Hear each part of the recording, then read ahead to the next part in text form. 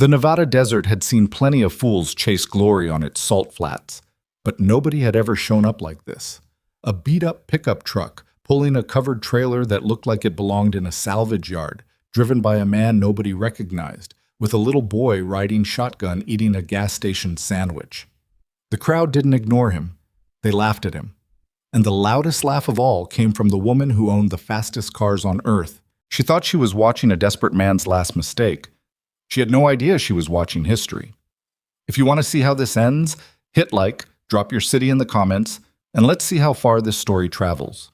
The Nevada Hyperspeed Challenge had been running for 19 years, and in that time it had made gods out of engineers and ghosts out of dreamers. The Apex Salt Flats, a blinding white expanse 40 miles northeast of Reno, didn't care about your reputation or your funding or the size of your team.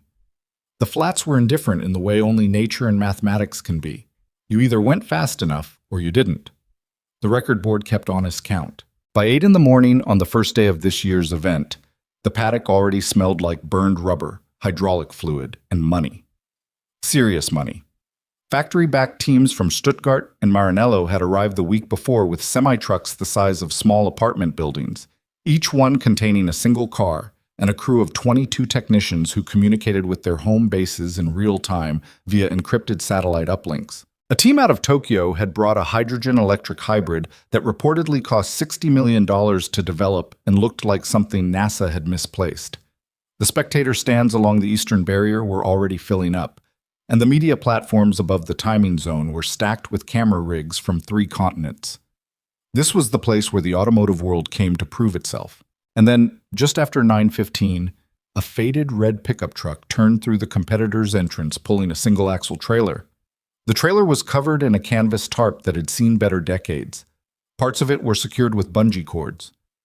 The truck itself, a late model F-150 with a cracked mud flap and a side mirror held in place by electrical tape, moved slowly through the paddock lane as if the driver wasn't entirely sure he had the right address.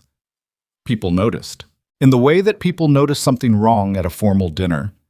A few of the factory crew members stopped what they were doing. One of the Stuttgart technicians tilted his head at the trailer the way a surgeon might look at a patient who arrived for open-heart surgery by skateboard. A photographer from one of the trade publications raised his camera, then lowered it again, unsure if what he was looking at was worth documenting. The truck parked at the far end of the paddock, in the lot reserved for independent entrants and press vehicles. Mason Hale got out first. He was 32 years old, which was young for this event, where most of the serious competitors were men in their 40s who'd spent those decades acquiring the specific brand of credibility the Hyperspeed Challenge demanded. Mason was lean in the way men get when they work with their hands and forget to eat regularly. He was wearing a gray work shirt that had been washed so many times it had lost any memory of its original color, dark jeans and boots that were practical rather than new. He had dark hair that needed cutting, and a jaw that looked like it had been clenched more often than not over the past few years. He wasn't trying to make an impression. That, oddly, was what made him noticeable. He walked around to the passenger side and opened the door. 8-year-old Caleb Hale dropped out of the cab like he'd been coiled in the seat for too long, landing on both feet and immediately stretching his arms above his head. He was wearing a dark blue baseball cap 2 sizes too large, clearly his father's, and a dinosaur t-shirt that was at war with the formality of his surroundings. He had his father's eyes, dark, observant, taking everything in without announcing it. "Dad," Caleb said, staring at the Stuttgart team's semi-trucks. "Those are really big." "Yeah," Mason said, not looking at them. "Are those the guys we're competing against?" Mason glanced over. "Some of them." Caleb considered this for a moment. "Their truck is bigger than our house." "Different priorities," Mason said, moving to the back of the trailer. "Help me with the straps." The tarp came off in sections, and what it revealed did not improve with exposure. The car underneath was a single-seat closed cockpit machine roughly the shape of a teardrop that had been stretched by someone impatient. The bodywork was silver, or had been, once. Now it was silver in places and primer gray in others, with visible seams at the panel joints that were functional rather than beautiful. The rear diffuser was hand-fabricated from what appeared to be sheet aluminum. The nose cone had a small crack sealed with automotive epoxy that was a slightly different shade. The front splitter showed scorch marks along its trailing edge. It looked, in the most charitable possible interpretation, like a project. It looked, in the less charitable interpretation, that was spreading rapidly through the paddock, like something a weekend mechanic had built in a two-car garage over 3 years while watching YouTube tutorials. The laughter started quietly. A snicker from a couple of the Tokyo team's engineers, a louder comment in German from somewhere behind the Stuttgart truck, then a genuine, unguarded burst from a cluster of media people standing near the timing tower, one of whom had already raised his phone to film the scene. The laughter spread the way embarrassment does, catching, contagious, needing very little fuel to sustain itself. And then one voice cut through all of it. Is that thing actually registered to compete? Victoria Ashcroft had a voice that carried without effort. She was 30 years old, though she moved and spoke with the calibrated authority of someone a decade older, which was the product not of age but of years spent in rooms where she was perpetually underestimated and had developed the habit of resolving that problem early. She was the founder and CEO of Ashcroft Performance, the company that had, in 8 years, gone from a small British-backed engineering startup to the dominant name in ultra-high-performance luxury automotive. Her cars held 7 land speed records across 3 different categories.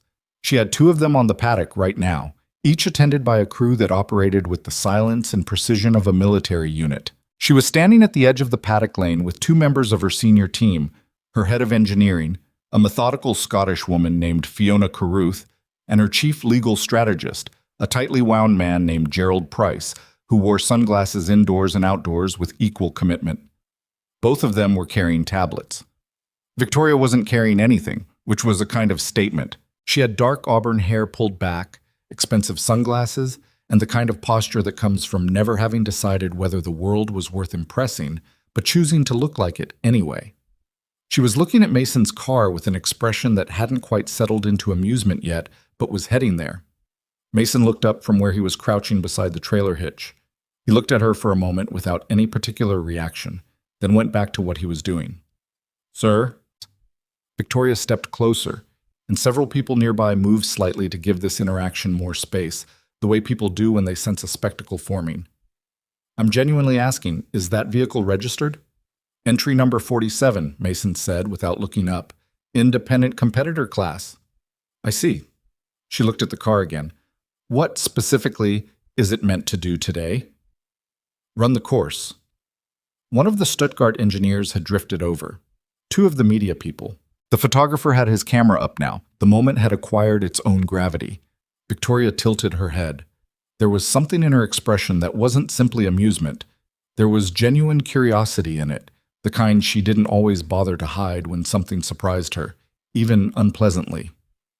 "I'll make you a fair offer," she said, and her voice was pitched at exactly the volume that ensured everyone in the immediate area heard it. "I'll buy that car from you right now. What you paid for the trailer, whatever that number is." The offer landed, and the crowd's response was immediate. Laughter, and a few audible murmurs of the kind that acknowledged the ruthlessness of the joke while finding it funny anyway. Mason straightened up slowly. He was taller than he'd looked crouching. He looked at Victoria with an expression that was, somehow, entirely without defensiveness. Not hurt, not angry, not performing dignity, just steady. "It isn't finished proving what it was built to do," he said. Then he turned to Caleb, who was watching Victoria with narrowed eyes that suggested he was filing something away for later consideration. "You remember where the toolbox is?" "Back left side," Caleb said immediately. "Go get the torque wrench, the red-handled one." Caleb went, moving with the purposeful ease of a kid who had done this many times. Victoria watched him go. Something shifted briefly in her expression, so briefly that Fiona, who'd worked with her for 6 years and paid close attention to her face, almost missed it. "He brought his son," Gerald said quietly, the way someone announces weather. "I noticed," Victoria said. She watched Mason for another moment. He had already returned to his work. He moved around the car with the kind of physical familiarity that comes from having taken a thing apart and put it back together so many times that the relationship between your hands and the machine is mostly automatic. He wasn't performing competence. He simply had it, expressed in the small, unselfconscious ways that are impossible to fake. She turned back toward her team's area. "What's his registration name?" Gerald was already checking his tablet. "Mason Hale." No team designation. Listed address is Henderson, Nevada. No corporate sponsor field filled in. Mason Hale, she said, as if testing whether the name meant anything. It didn't. Not yet. The first day of the Hyperspeed Challenge was dedicated to technical inspection, practice runs, and the calibration passes that the timing system required to lock in baseline data. The actual record attempts didn't begin until the second morning. Mason spent most of the first day in his paddock slot, which was a single concrete bay at the end of the row that the event organizers had assigned him with the faint air of bureaucratic generosity. The last spot, near the fence, a little far from the decent bathroom facilities. He had a folding table, 2 toolboxes, a case of bottled water, and a camp chair that Caleb had claimed as his personal territory. The boy had installed himself in it with a hand-built model airplane and a library book about rocket engines, and divided his attention between the two with scholarly dedication. Several of the other independent entrants stopped by out of genuine curiosity. A small group of engineers from a Utah-based electric vehicle startup, an older Australian man who was attempting a diesel record for the 4th consecutive year, and a pair of graduate students from Caltech who had been documenting independent competitors for a documentary nobody had funded yet. Mason talked to all of them with straightforward warmth, answering questions about the car without false modesty or unnecessary mystery. The car, he explained to the Caltech students, was a front mid-engine layout with a rear-mounted transaxle. The chassis was tubular steel with composite body panels he'd fabricated himself. The aerodynamic package was developed using software he'd built from modified open-source CFD code over the course of about 2 years. And the engine? One of the students asked. Also mine, Mason said. Like, built from a production block? Or, no, Mason said. Designed from scratch. It's a combustion system. What kind of combustion cycle? Mason glanced at him with an expression that wasn't evasive exactly, more like the look of someone deciding how much of a long story is appropriate for a short conversation. A modified one, he said, and left it there. The student looked like he wanted to press, but something in Mason's tone, not unfriendly, just finished, indicated the subject had closed for the moment. Caleb looked up from his airplane. Dad says the engine is the only part that actually matters. Is that what I said? You said the engine is the only part that can't be faked. Mason considered this. That's close enough. 1. Victoria Ashcroft did not return to Mason's paddock bay that day. She was occupied, genuinely occupied, with the calibration runs for her 2 Ashcroft entries, a media obligations schedule that Fiona managed with mechanical efficiency, and a dinner that evening with 3 of the event's primary sponsors. But she did have Gerald pull the full technical documentation Mason had submitted with his entry. It wasn't much. The minimum required by the rules. Basic chassis specs, declared engine displacement, safety certification numbers. Everything compliant, nothing illuminating. She sat with the document for a while after dinner in her hotel suite with the lights of the desert visible through the floor-to-ceiling window. It bothered her in a small, specific way that she recognized as the beginning of a problem. The kind of low-level interference in her thinking that meant something wasn't adding up, and she hadn't yet identified what it was. It isn't finished proving what it was built to do. That was a strange thing to say. Not defensive. Not performative. He'd said it like a statement of fact, the way you say the sun is in a particular position in the sky. She closed the file on her tablet and went to sleep, or tried to. The second morning opened clear and cold, the desert floor still holding the night's chill, while the sky went from deep blue to white to the hard, washed-out brightness that Nevada does in October. The stands filled early. The media platforms went live at 7. Mason was in his bay at 5:30. Caleb slept in the camp chair until 7, then woke up hungry and negotiated his way into a breakfast burrito from the catering tent by deploying a combination of politeness and strategic large eyes that Mason had watched him develop over years with quiet paternal pride. You're going to be dangerous when you're older, Mason told him. Already dangerous, Caleb said, around a mouthful of egg. Eat properly. I am eating properly. This is breakfast. It's morning. The first of the official record attempts was scheduled to begin at 9. The run order had been established by lottery, and independent competitors ran last, which meant Mason was slotted for the late afternoon after the factory teams had completed their initial passes. This was standard procedure, not discriminatory, but it meant he'd be sitting with the car all morning while the rest of the event played out around him. He used the time to make small adjustments, not nervous adjustments, the kind of fussing people do when they don't trust their preparation.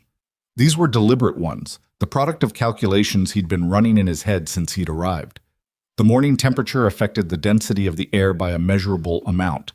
The wind reading at the eastern barrier was slightly crosswise. He made changes accordingly, with the quiet focus of someone who has a long relationship with precision. Caleb watched for a while, then helped when asked, then returned to his book. Around 10, he looked up and said, "She's looking at us again." Mason didn't look up. "Which one?" "The one from yesterday, the loud one." Victoria was, in fact, standing at the far end of the paddock lane with Fiona, both of them watching Ashcroft's second car complete its first calibration pass on the access road alongside the main course. But she was angled in a way that gave her sightline to Mason's Bay, and she had glanced over twice in the time Caleb had been watching. "She has a lot to look at today," Mason said. "She laughed at us," Caleb said. It wasn't accusatory. It was the straightforward observation of a kid who had noticed something and wasn't sure what to do with it. "She laughed at the car," Mason said. "That's different." Caleb thought about this. "How?" Mason set down his torque wrench and looked at his son. She saw something that didn't look like what she expected to see, and she decided that meant it wasn't serious. That's a pretty common mistake. "But it made you look bad." "Maybe." He picked the wrench back up. "It'll make a better story later." Mason's first run was scheduled for 4:15. By the time the paddock crew guided the silver car to the start line, a small crowd had naturally gathered, not because of any particular anticipation about Mason's attempt, but because it was late in the day and the earlier factory runs had been remarkable. Ashcroft's primary entry had posted a speed that was generating serious conversation in the media area. The Toyota Hydrogen team had run clean through both calibration gates. There was energy in the crowd, the accumulated electricity of a day that had gone well, and people were loose and engaged. And then Mason's car appeared, and the energy changed in a particular way. It was the kind of change that happens when something incongruous enters a coherent scene. The silver car, small compared to the factory machines, hand-built, visible in every panel line and seam, moved to the start position with Mason at the wheel and looked like it had taken a wrong turn somewhere. The laughter that greeted it was different from the previous days, less sharp, more comfortable. The way people laugh at something that confirms what they've already decided. In the timing tower, the run was logged under entry 47 with the detached efficiency of bureaucracy. The electronic timing gates armed. The automated telemetry receivers along the course activated. Mason sat still in the car for a long moment. From outside, the car made no sound. The combustion system hadn't fired yet. Then it did. And this was the first thing that silenced some of the laughter, because the sound was wrong. Not wrong badly, wrong interestingly. It wasn't the bellowing operatic bellow of the big displacement engines that had been filling the desert all day. It was quieter, denser, with a frequency that felt more internal than external, a sound that seemed to come from inside the chest rather than through the ears. A few engineers in the crowd tilted their heads without meaning to. The car launched, and for about 40 seconds, it was doing exactly what Mason had told Victoria it wasn't finished doing. It was moving through the first timing gate, building speed through the middle section, with a consistency that the telemetry screens in the timing tower were capturing in real time. Data points that a few of the engineers watching had no immediate framework to explain, because the power delivery curve on the screen didn't look like anything they'd seen from a combustion system. Then the car decelerated, sharply and deliberately, before the second gate. From the crowd's perspective, this was an engine failure. The car had lost power, had broken down, as everyone had expected it to eventually, and this was just sooner rather than later. The laughter that followed was the kind that arrives with relief, because it confirms a story you'd already written. Victoria was watching from the timing tower walkway, which she'd been granted access to as part of a media arrangement. She'd watched the run with the kind of distracted attention she paid to things that were technically interesting but not threatening to her interests. She'd noted the unusual sound. She'd watched the speed build. She'd seen the deceleration. She was turning to say something to Fiona when the telemetry screen in front of the timing official caught her eye. She stopped. The temperature data for the engine was still displaying. It had been displaying throughout the run, and the numbers were wrong. Not wrong in a malfunctioning way, wrong in an impossible way. A combustion engine running at high output under desert ambient temperatures generates heat the way a small sun generates light. Inevitable, constant, the product of physics that has not changed since the first internal combustion engine turned over a piston. Even the most advanced cooling systems available, the kind that factory teams spent millions developing, couldn't suppress those numbers below a certain threshold. That threshold was well established. It was a physical constant that engineers treated like a wall because it was. The temperature readings on Mason's engine, taken by the telemetry receivers across all 5 sensor positions, were a third of what they should have been. Not a third lower. A third of total. Victoria looked at the screen. She looked at Fiona. She looked back at the screen. "Is that sensor calibration error?" she said.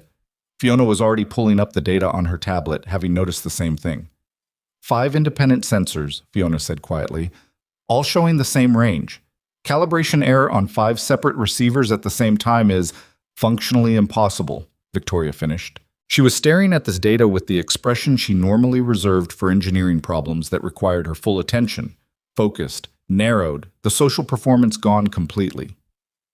What kind of combustion system runs at those temperatures under load? Fiona didn't answer immediately because she didn't have an answer. Down on the course, Mason had pulled the car to the side area where independent entrants were permitted to do roadside checks. He got out, walked around the car once without urgency, opened an access panel, and looked at whatever was inside with an expression that was somewhere between disappointed and unsurprised. Then he reached in, made a small adjustment with his bare hands, not grabbing a tool, just reaching in and doing something brief, and closed the panel again. Caleb, who had been watching from the allowed area beside the start paddock, walked over to his father. They talked. Mason said something. Caleb nodded, then looked at the sky, then looked back at his father with an expression that said he wasn't happy, but he understood. "He's going to attempt a second run," Fiona said, reading from the event communication screen. "He's filed for his second slot." Victoria didn't respond immediately. She was still looking at the temperature data, which the timing system had logged and which would be, per event rules, accessible in the standard telemetry archive. She thought about the sound the car had made when the engine lit. She thought about the power delivery curve. She thought about temperatures that shouldn't be physically possible. "Get me everything in the telemetry archive from that run," she said. "Don't mention it to anyone yet." Fiona looked at her. "What are you thinking?" "I'm thinking," Victoria said, "that the bar for what constitutes a mechanical failure just got significantly less clear." She spent the evening in her suite with the data. She was not, by professional necessity, a person who second-guessed her first impressions very often. Second-guessing was expensive in a business environment where decisiveness was a form of currency. But she had a different rule for engineering, which was that her second impression was always more reliable than her first, and her third more reliable than her second. Engineering was a discipline of iteration. Truth lived in the numbers, not the initial read. The telemetry from Mason's first run told a story that she ran through 3 times, making notes on a yellow legal pad, an anachronism that Fiona made fun of with regular affection. And each time she ran through it, the story became harder to dismiss. The combustion cycle wasn't consistent with any known configuration. The temperature distribution was inverse to what any thermodynamic model would predict. Hottest, not at the combustion chamber, but at the exhaust recovery point, which suggested a heat recapture architecture that implied the system was not simply burning fuel, but cycling thermal energy in a way that currently didn't exist in any production or prototype automotive application she knew of. The power delivery was extraordinarily linear, not the familiar surge and plateau of conventional combustion, but a ramp that maintained its rate of increase across an unusually wide RPM band. She stared at that last point for a long time. She knew what it looked like. It looked, in purely theoretical terms, like the project that Ashcroft Performance's internal advanced engineering division had been working on for 3 years, the one that had absorbed $230 million in development funding and was currently stalled because the foundational thermal management problem they were trying to solve kept defeating their best approaches. It looked like a solved version of a problem she was paying some of the most talented engineers in the world to solve. She put the legal pad down. She picked up her phone, navigated to Ashcroft's internal secure server, and pulled up the project files for the thermal recapture division. She was looking for something specific, cross-referencing historical research she knew her team had licensed years ago, before she'd taken executive control of the technical side of the company. She found the licensing file. She traced it back through the corporate record. The original research, the foundational patent suite that her thermal division had built their entire theoretical framework around, had been licensed from a holding company in 2019. The holding company had acquired the patents from a dissolved private research firm. The dissolved firm was called Hale Technical Research, LLC. She sat with that for a while. Long enough for the ice in her water glass to melt entirely. Long enough for the desert outside the window to go from dark to very dark to the gray pre-dawn that wasn't quite light. She opened a new search and typed, Mason Hale, automotive engineer. What came back was thin and strange in the specific way that things are when someone has been deliberately removed from the record. There were references in trade publications from 6 and 7 years ago, mentions in technical conference programs, a co-author credit on a paper about thermal energy recovery in high-performance combustion systems that had been retracted from its journal without formal explanation. There was a LinkedIn profile that existed as a stub, last updated in 2020. There was a filing in a Nevada state business registry for a company called Hale Technical Research that had been dissolved in 2021. And there was a single forum post on an obscure automotive engineering board dated 4 years ago from a username she couldn't link to him directly that described a combustion system architecture in enough technical detail to make her stomach tighten. The post had 17 replies, most of them skeptical or dismissive. The original poster had never responded to any of them. Victoria put the phone down. She looked at the ceiling for a moment. Then she picked up the phone again and called Gerald Price. He answered on the third ring, which meant he'd been awake. "Tell me it's something simple," he said. "I need you to pull the acquisition records for a company called Hale Technical Research," she said. "Dissolved 2021 Nevada. I need to know who facilitated the dissolution and who received the core IP." "What's this about?"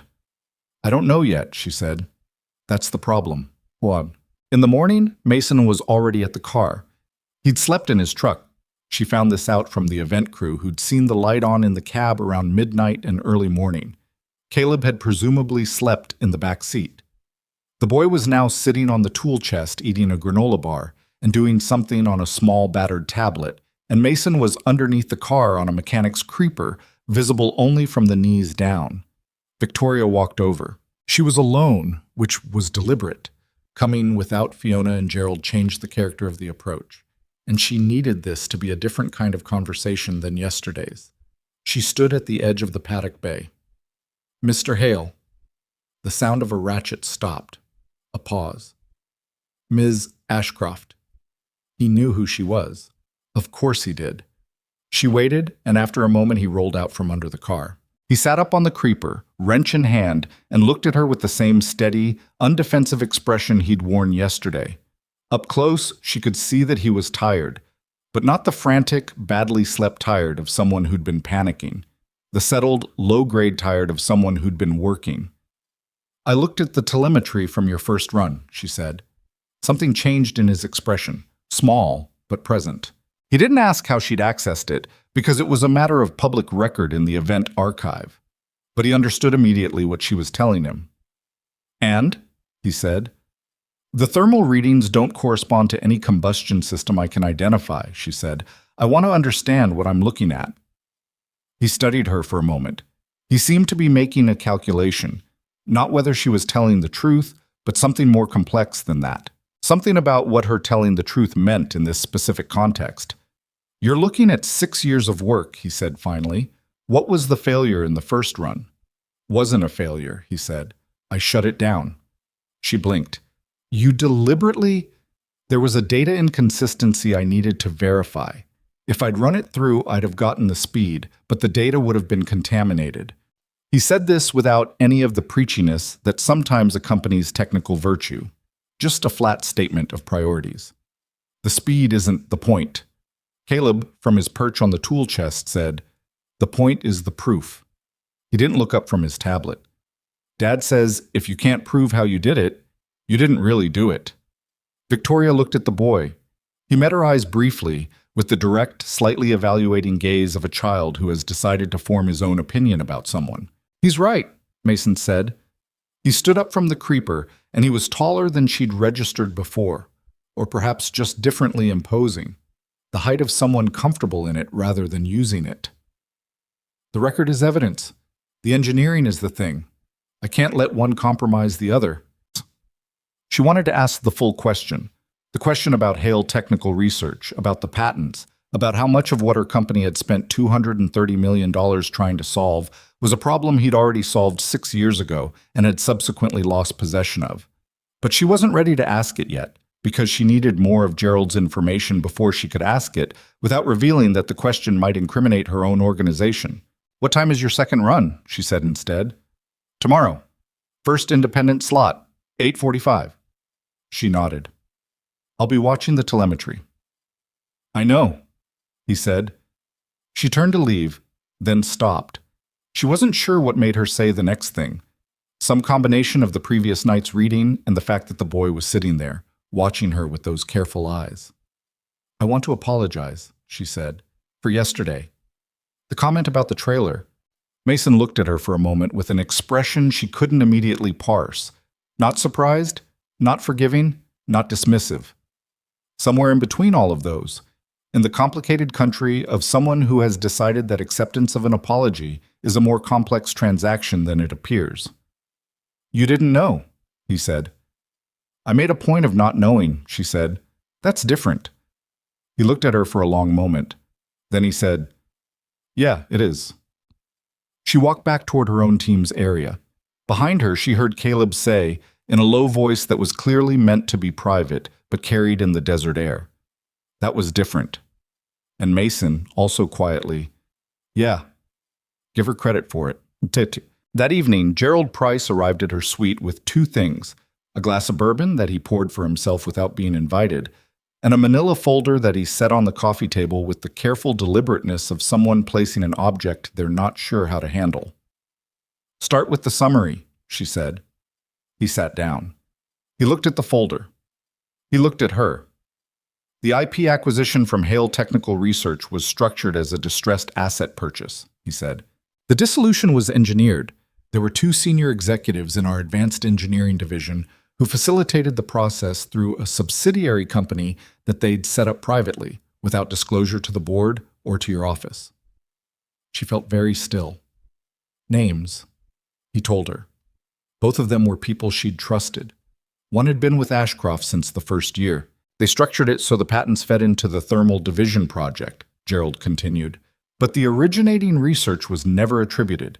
They cleaned it out of the acquisition records. They knew that if the source material ever surfaced, the project's entire IP position would collapse. And Mason Hale lost everything. Gerald opened the folder. The dissolution was forced through a combination of frivolous litigation that he couldn't afford to defend and structured pressure on his remaining investors. The process took about 14 months. He walked away with nothing that could be formally documented as his. Gerald paused. He had a wife at the time. She left during the litigation. The boy was about 4. Victoria looked at the folder without touching it. "How thoroughly are we exposed?" she said. "Completely," Gerald said. "If this becomes public before we manage it, the thermal division project loses its IP foundation. The board is looking at criminal liability questions on the facilitation side and the hyperspeed run tomorrow." He stopped. "If his car does what the telemetry suggests it might, and anyone connects the original research to our acquisition records, we're looking at a very public demonstration that the man we laughed at yesterday invented something our company spent $230 million trying to steal." The room was quiet for a moment. "What are you recommending?" she said. Gerald looked at her steadily. "I'm recommending whatever you can live with," he said, "because I've watched you for long enough to know that my recommendation is probably going to be different from yours, and I'd rather get there faster." She stood up and walked to the window. The desert was dark and flat and very clear. She thought about the temperature readings. She thought about a forum post with 17 skeptical replies that a man had never responded to. She thought about a boy asleep in the back of a truck, and a man with a ratchet wrench underneath a car that didn't look like anything it was, and the sound that engine had made when it lit, dense and quiet, and coming from inside the chest. She thought about the things she'd said this afternoon that had been more honest than she'd intended. I made a point of not knowing. That's different. We're going to need to be in front of this, she said, all the way in front. That's what I was afraid you'd say, Gerald said. He didn't sound afraid. He sounded like a man who had worked for her long enough to expect exactly this and had come prepared for it. Tell me what we need to do before 8:45 tomorrow morning, she said. Gerald opened his notebook. They worked until 3 in the morning, the bourbon untouched, the legal pad filling up on her side of the coffee table. Outside, the desert held its silence. In the far end of this competitor's paddock, a light was still on in the cab of a faded red pickup truck, and a man was working on calculations that 6 years of loss and difficulty had not managed to make him abandon. His son slept in the back seat, head pillowed on a jacket, one hand still loosely holding a battered library book about rocket engines. Gerald left her suite at 3:14 in the morning, and Victoria sat alone with the legal pad, and the folder, and the bourbon. She still hadn't touched for another 40 minutes before she accepted that sleep wasn't coming. She changed into running clothes instead, went down to the hotel's small fitness center, and ran on a treadmill for 45 minutes while looking at the wall in front of her without seeing it. She was not, by habit, a person who agonized. Agonizing was what happened when you hadn't done the analytical work, when you arrived at a decision point unprepared and found yourself unable to move in any direction because you hadn't thought clearly about the costs of each one. She'd made a discipline of preparedness, specifically to avoid that feeling. But the folder Gerald had left on the coffee table was a different category of problem, because it wasn't a problem that analysis solved. It was a problem that had already happened. The decision-making that mattered now was the kind that would happen in front of people, in real time, with consequences that couldn't be modeled in advance. She knew who she was. She'd built a company on a particular version of that, and she'd spent the last 12 hours discovering that the company she'd built had a room in it she hadn't known about, and the room contained something that belonged to someone else. That was the thing she kept returning to, running on the treadmill in the empty fitness center at 3 in the morning. Not the legal exposure. Gerald had given her a clear enough picture of that. Not the financial consequences, which were severe but manageable if handled correctly. The thing she kept returning to was simpler and harder to process than either of those. She had stood in front of a man in a paddock yesterday and offered to buy his car for the price of a trailer, and she had done it publicly with the full weight of her name and her reputation behind it. And the car he was standing next to had been built using mathematics that her own company had taken from him, while he couldn't afford a lawyer to stop it. She got off the treadmill. She stood in the empty room for a moment.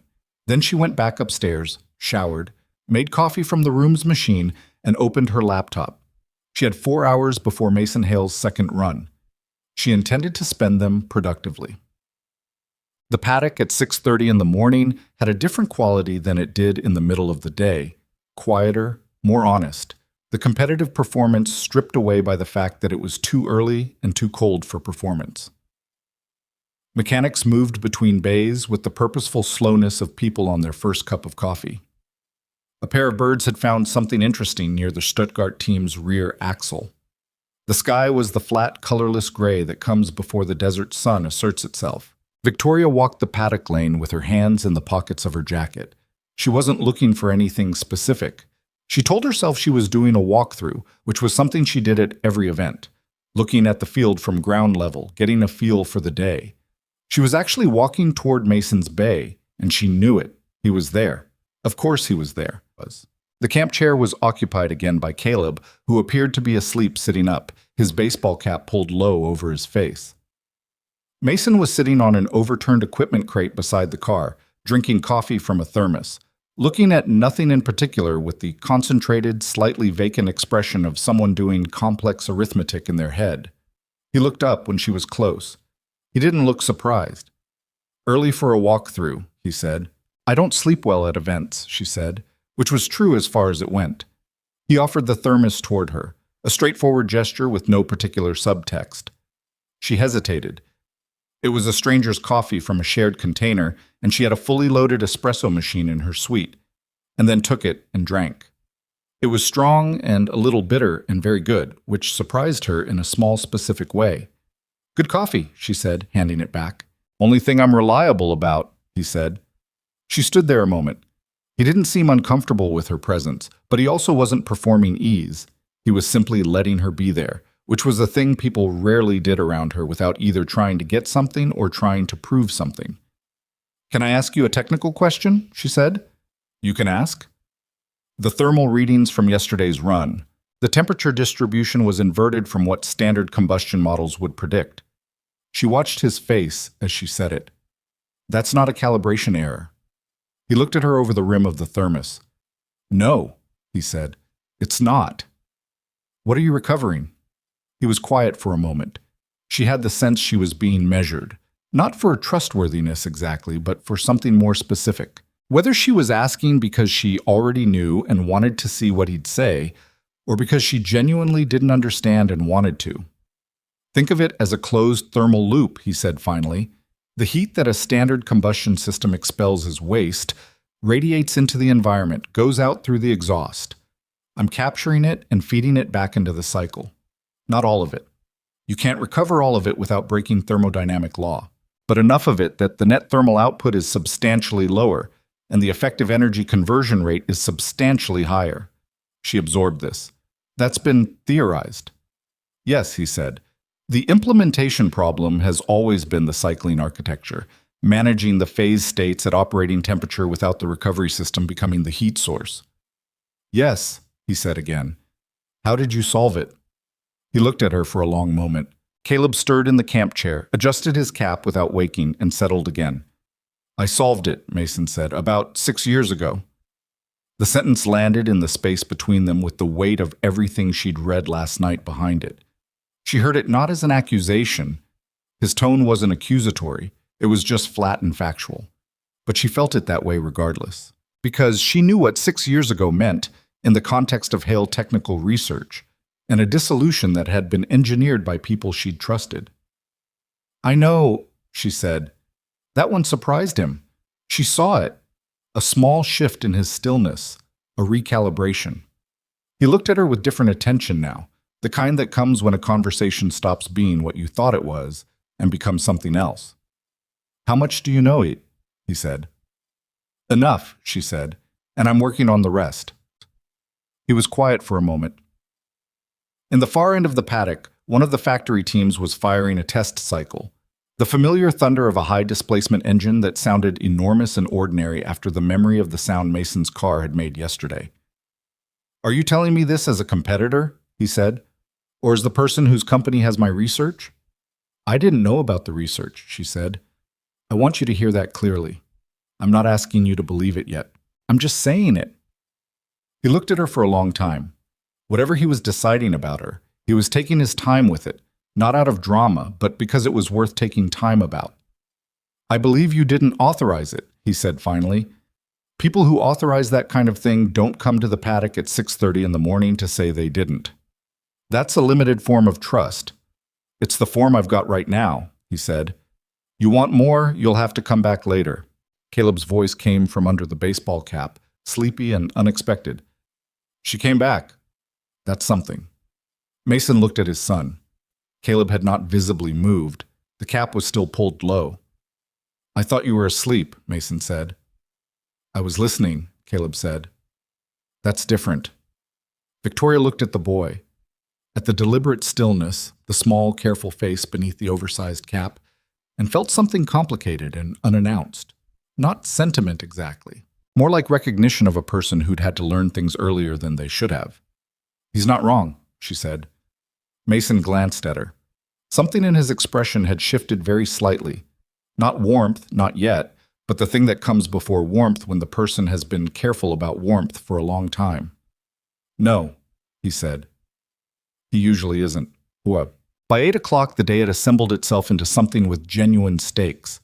The Ashcroft primary entry had posted its official first-day speed the previous afternoon, and the number was being discussed seriously in the media area as a potential record.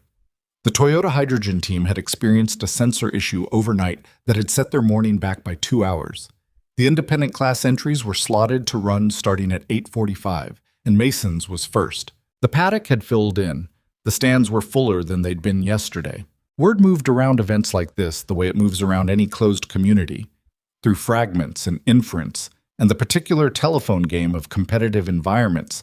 And what had moved through the hyperspeed crowd was something between rumor and curiosity. That the car at the end of the paddock row, the one that had sounded wrong and read wrong on the telemetry yesterday before apparently breaking down, was doing something that some of the engineering people present hadn't been able to immediately explain. This wasn't a stampede of interest. It was more modest than that. A slight thickening of the crowd near Mason's Bay, a few more people glancing that way, some conversations that had started with dismissal and arrived through the question of the temperature data at something less certain. Fiona Carruth arrived at Victoria's side at 8:20 with a tablet and an expression that Victoria recognized as the one she wore when she had information she wasn't sure how to present. "You should probably know," Fiona said, without preamble, "that Richard Voss was at the timing tower last night asking questions about the archive access logs." Victoria went still. Richard Voss was one of the two names Gerald had given her the previous night. He was Ashcroft's head of advanced propulsion, a position he'd held for 5 years, a man she'd trusted with the thermal division project, a man who had apparently built a private subsidiary to launder the purchase of Mason Hale's dissolved company's IP. "He knows I pulled the telemetry," she said. "He would have been notified when the access request came through," Fiona said. "He's on the archive admin list." "Where is he now?" Fiona glanced toward the far paddock entrance. "He arrived about 20 minutes ago. He has 2 other executives with him, Marsh and Delgado. They went directly to the event director's office." Marcus Marsh was the other name from Gerald's folder. Petra Delgado was the company's event compliance officer, and the fact that she was involved suggested that whatever Voss was doing in the event director's office had a bureaucratic strategy behind it. "They're trying to disqualify him," Victoria said. "That's my read," Fiona said. "They'll argue technical non-compliance, probably cite the lack of disclosed engineering documentation on the combustion system as a safety issue." Victoria looked toward the event director's building, which was a prefabricated structure at the north end of the complex. She thought about the timeline. The independent class started at 8:45. It was 8:23. If Voss and Marsh got the event director to issue a disqualification notice before the start, Mason's run would be pulled without him ever reaching the course. She thought about last night. She thought about the things Gerald had laid out for her, the clean and the ugly of it, and what she'd decided at 4 in the morning when the preparation was done. "Get Gerald," she said. "Tell him it's happening now." Fiona was already on her phone. "What are you going to do?" "Walk over there and have a conversation," Victoria said. "That's." The event director was a careful man in his 50s named Warren Chu, who'd been running hyperspeed challenge events for 11 years, and had developed a highly refined sense for when a situation was about to become complicated in a way that would affect his insurance premiums. He looked at Victoria when she walked into the office, where Voss, Marsh, and Delgado were already seated across from him with a printed document on the table, with the expression of a man who had been hoping this would stay simple. "Ms. Ashcroft," he said. "Warren," she said. She looked at Voss. "Richard." Voss was 61 years old, a compact white-haired man who wore his authority in the set of his shoulders. He'd spent 30 years in automotive engineering before Victoria had hired him, and he'd always treated his seniority as a form of argument. He looked at her now with an expression that was managing several things simultaneously: surprise, calculation, and the specific overlay of a person who has been caught doing something and is deciding whether to acknowledge it or reframe it. "Victoria," he said, "we were just discussing a safety concern regarding entry 47. "I heard," she said. She sat down in the remaining chair, which positioned her at Warren's side rather than across from Voss, a geometry that wasn't accidental. "What's the nature of the concern?" Delgado placed the printed document on the desk. "The competitor has not filed adequate technical disclosure on the propulsion system. Per Section 4.2 of the Event Safety Regulations, undisclosed systems require—" "I've read 4.2, Victoria said. "It requires disclosure of any system that poses an active safety risk to other competitors or course personnel." She looked at Warren. "Has there been a safety incident?" "Not as of—" "The first run showed temperature readings that were outside standard parameters," Voss said. He was watching her carefully. That's a compliance red flag. Temperature readings below standard parameters, Victoria said, which is the opposite of a safety risk. Voss looked at her for a moment. She looked back. There was something happening in the exchange that Warren Chu was certainly aware of, but didn't have the full framework to understand. A conversation happening behind the surface of the official one, between two people who both knew what was actually in the folder Gerald had compiled. The competitor runs under independent class rules, Victoria said, keeping her voice level and addressed primarily to Warren. His vehicle passed technical inspection yesterday. There's been no safety incident. Filing a disqualification request 20 minutes before his runtime, based on telemetry that shows a lower than expected thermal output, is not a safety intervention. She paused. I'm sure that's not what this is. The last sentence was delivered without inflection, which made it carry more than it would have with emphasis. Warren Chu looked between them. He had the specific posture of a man who wanted this conversation to end without him having to do anything that could later be characterized as taking a side. I'd need a specific rule violation cited, he said carefully. A general disclosure concern during an active run day without evidence of non-compliance with the inspection checklist is premature, Victoria supplied. I was going to say procedurally uncertain, Warren said. The same outcome. Voss sat back in his chair. He looked at Victoria with an expression that had dropped some of its performance, and what was underneath it was something harder and less collegial. This is an interesting position for you to be taking, he said. Is it? She said. Given that Entry 47's competitor class runs directly before our main entry's second official attempt. He said it like he was offering context, neutrally. Some people might see that differently. Some people might, she said. I see it as a competitor who passed inspection and has a scheduled runtime. She stood up. She looked at Warren.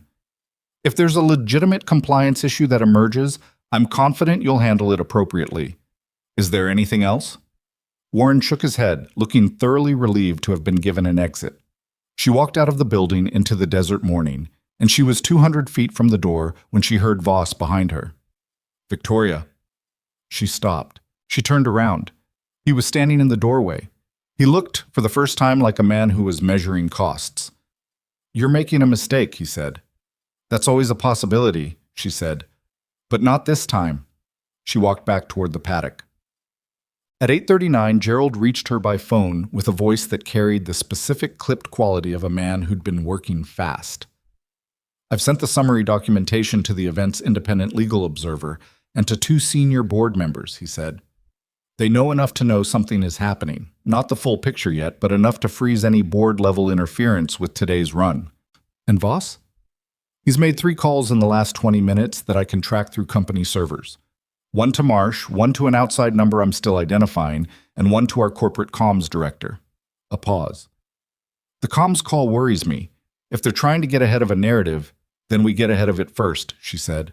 I want a media statement ready to go by noon. Don't send it yet, but have it ready. What do you want it to say?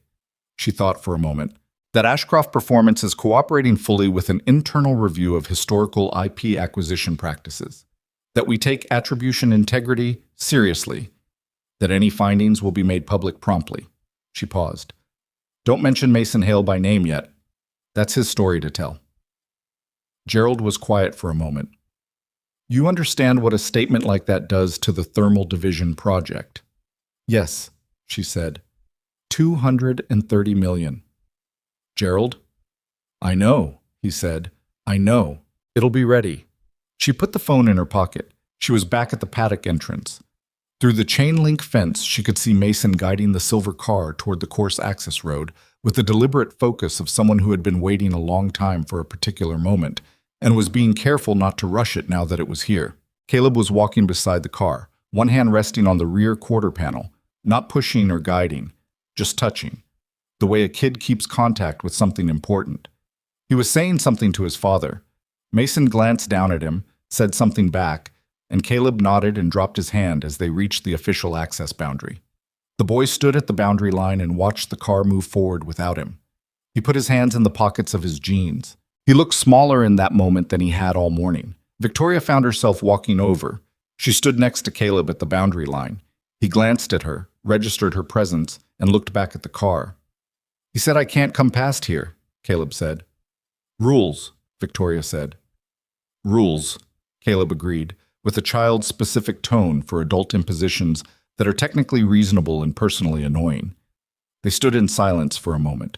The car was being checked in at the start gate by the run officials. Mason was out of it, talking to the timing marshal, nodding at something on the marshal's clipboard.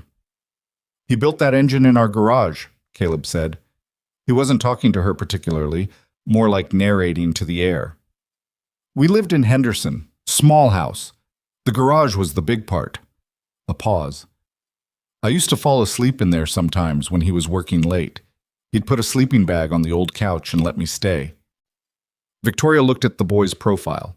He was watching his father with an uncomplicated intensity that was not quite pride and not quite worry.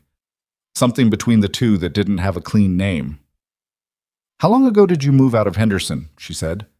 3 months, he said. We're in a smaller place now, in Reno. The garage is regular-sized. He said it without self-pity, in the matter-of-fact voice of someone who's been given the adult version of a complicated situation and has processed it as best as an 8-year-old can. He sold some stuff to pay for the entry fee. I know that. He thinks I don't, but I do. Victoria didn't say anything for a moment. There was nothing to say that wouldn't be too large or too small for the space. He never stopped, though, Caleb said. Some of my friends' dads stop stuff. If it gets too hard, they stop. He glanced at her briefly. He never stopped. At the start gate, Mason had climbed back into the car. The cockpit closed. The officials stepped back. The electronic systems around the course armed for the run, and the car was quiet for a moment. That same dense internal quiet from before the engine lit. That sound again, chest deep, unlike anything the rest of the field was producing. A few heads turned in the crowd without their owners meaning to. Caleb's hands came out of his pockets. He stood straighter. The car launched. This time there was no early shutdown. This time it went through the first gate with a speed that showed immediately on the timing screens. And the crowd, loosely attentive, not fully invested, began to pay more attention. The car moved through the middle section, and the numbers on the timing display climbed in a way that was methodical and relentless, without the characteristic surge and settle of conventional high-performance combustion. The power delivery was what it looked like on the telemetry the night before. That linear ramp, holding its rate, extending further than the expected plateau. By the third gate, some of the engineers in the media platform had gone quiet. By the fourth gate, Fiona Carruth, who was watching the telemetry feed on her tablet beside the timing tower, said quietly, and to nobody in particular, "That's not possible." The car hit the fifth and final gate, and the timing system locked the run. The speed displayed on the board, and there was a moment, a held collective pause, before the crowd processed what the number meant.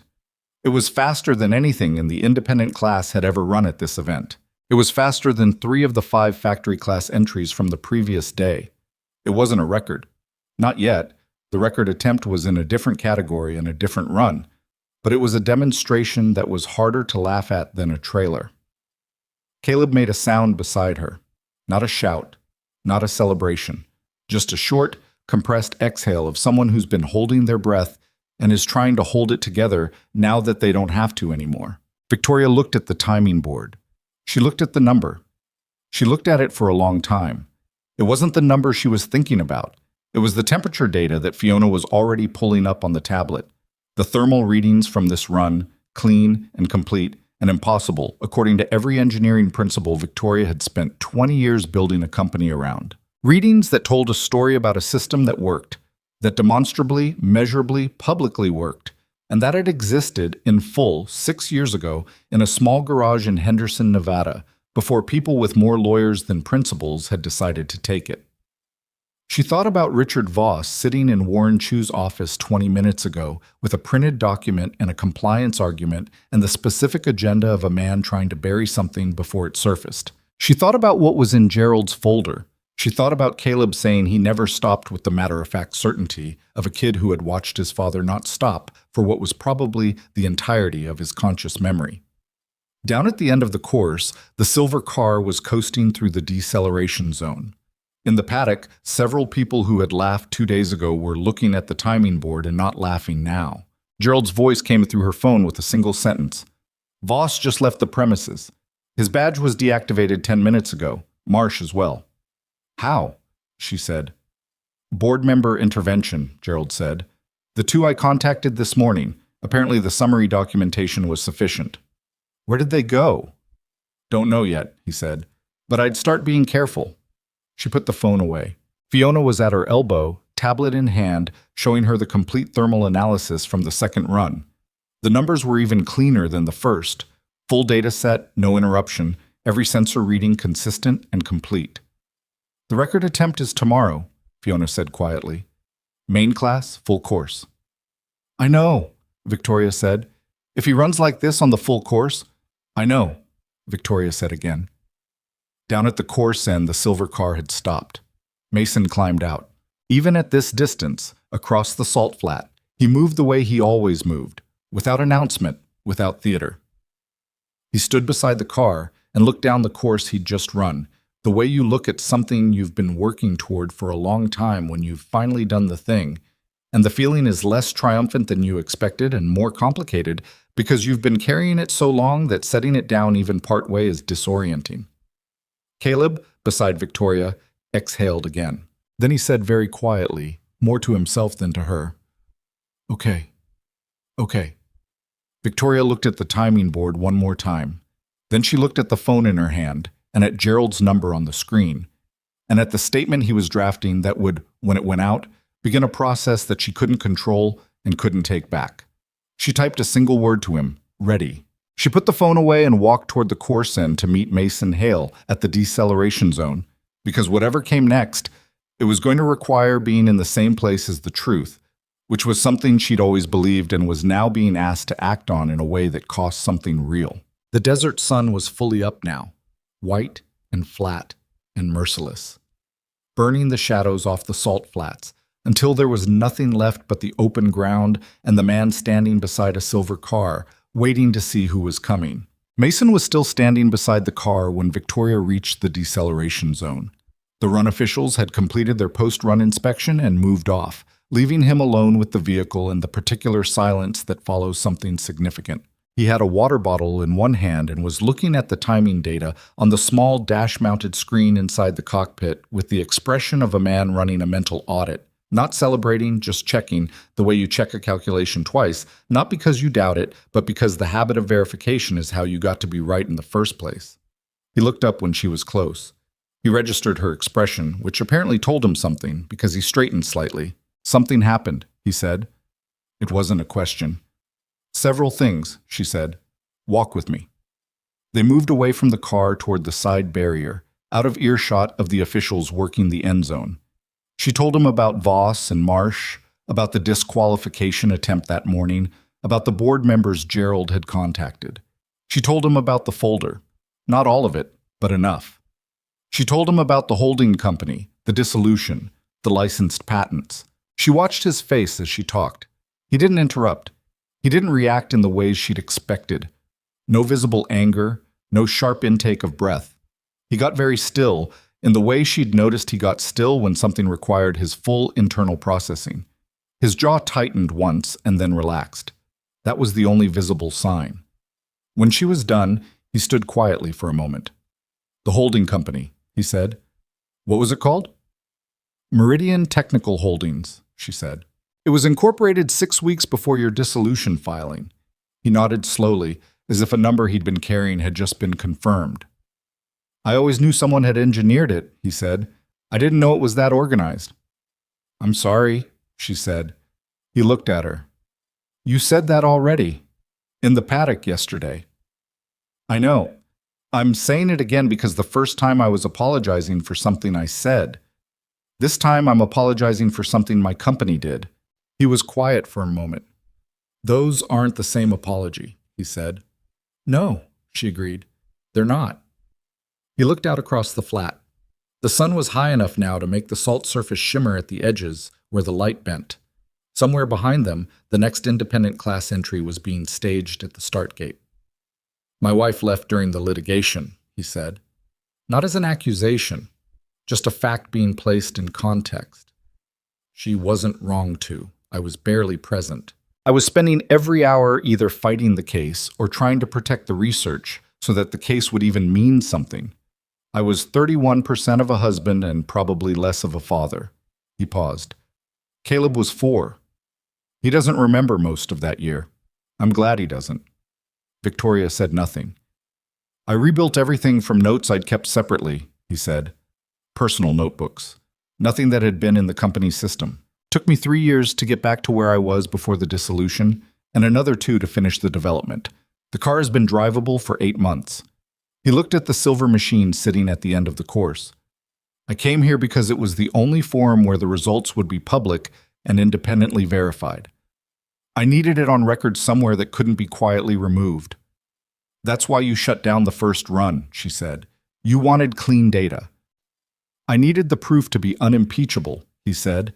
If I'd run it through yesterday with the anomaly, someone like Voss would have spent the next 3 years arguing the data was corrupted. She thought about that, about the particular kind of patience it required. To be 20 minutes from doing the thing you'd been working toward for 6 years, and to choose to stop because the integrity of the evidence mattered more than the immediate result. What do you need from me? She said. He turned and looked at her with an expression that was direct and careful in equal measure. What are you offering? Whatever I can do before tomorrow's run, she said, and after. He considered that. I need the record attempt to be clean, he said. If Voss has allies I don't know about, or if there are systems on the course that can be interfered with, that's already being handled, she said. He looked at her steadily. You sure? Not entirely, she said, but I'm working on it. He held her gaze for a moment, and then he nodded. Once, the small nod of someone accepting a partial answer, because it's the honest one. Then I need you to let me run the car, he said. That's all. Just let me run it. Otto. That was noon. By 2 o'clock, the day had started accumulating trouble in the particular way that days do when more than one thing is moving at once, and the moving parts have not been fully accounted for. Gerald called at 2:17 with 2 new pieces of information. The first was that Richard Voss, in the 3 hours since his badge had been deactivated, had made contact with 2 members of the event's Technical Oversight Committee, independent officials who were not Ashcroft employees but who, it turned out, had prior professional relationships with Voss through his career before Ashcroft. The second was that the outside phone number Voss had called from the paddock that morning had been traced to a private technology security firm with a history of working in corporate IP disputes. What does a technology security firm do at a land speed event? Fiona said, when Victoria told her. Ideally, nothing, Victoria said. Less ideally, they interfere with automated systems. The Hyperspeed Challenge's timing and safety infrastructure was extensively automated, an investment the event had made 4 years prior when a manual timing dispute had generated 2 years of legal wrangling.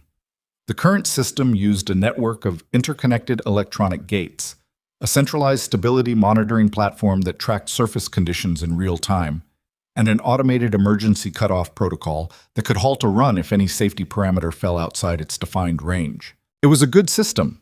It was also, like all networked systems, theoretically accessible to people who knew what they were doing. Victoria called the event's head of technical operations, a capable and irritable woman named Sandra Puentes, whom she'd worked with across 3 previous events and trusted in the direct, transactional way of people who've shared professional crises. She explained in the clinical terms of a business conversation rather than an accusation that she had reason to believe there may have been unauthorized external inquiry into the event's automated systems.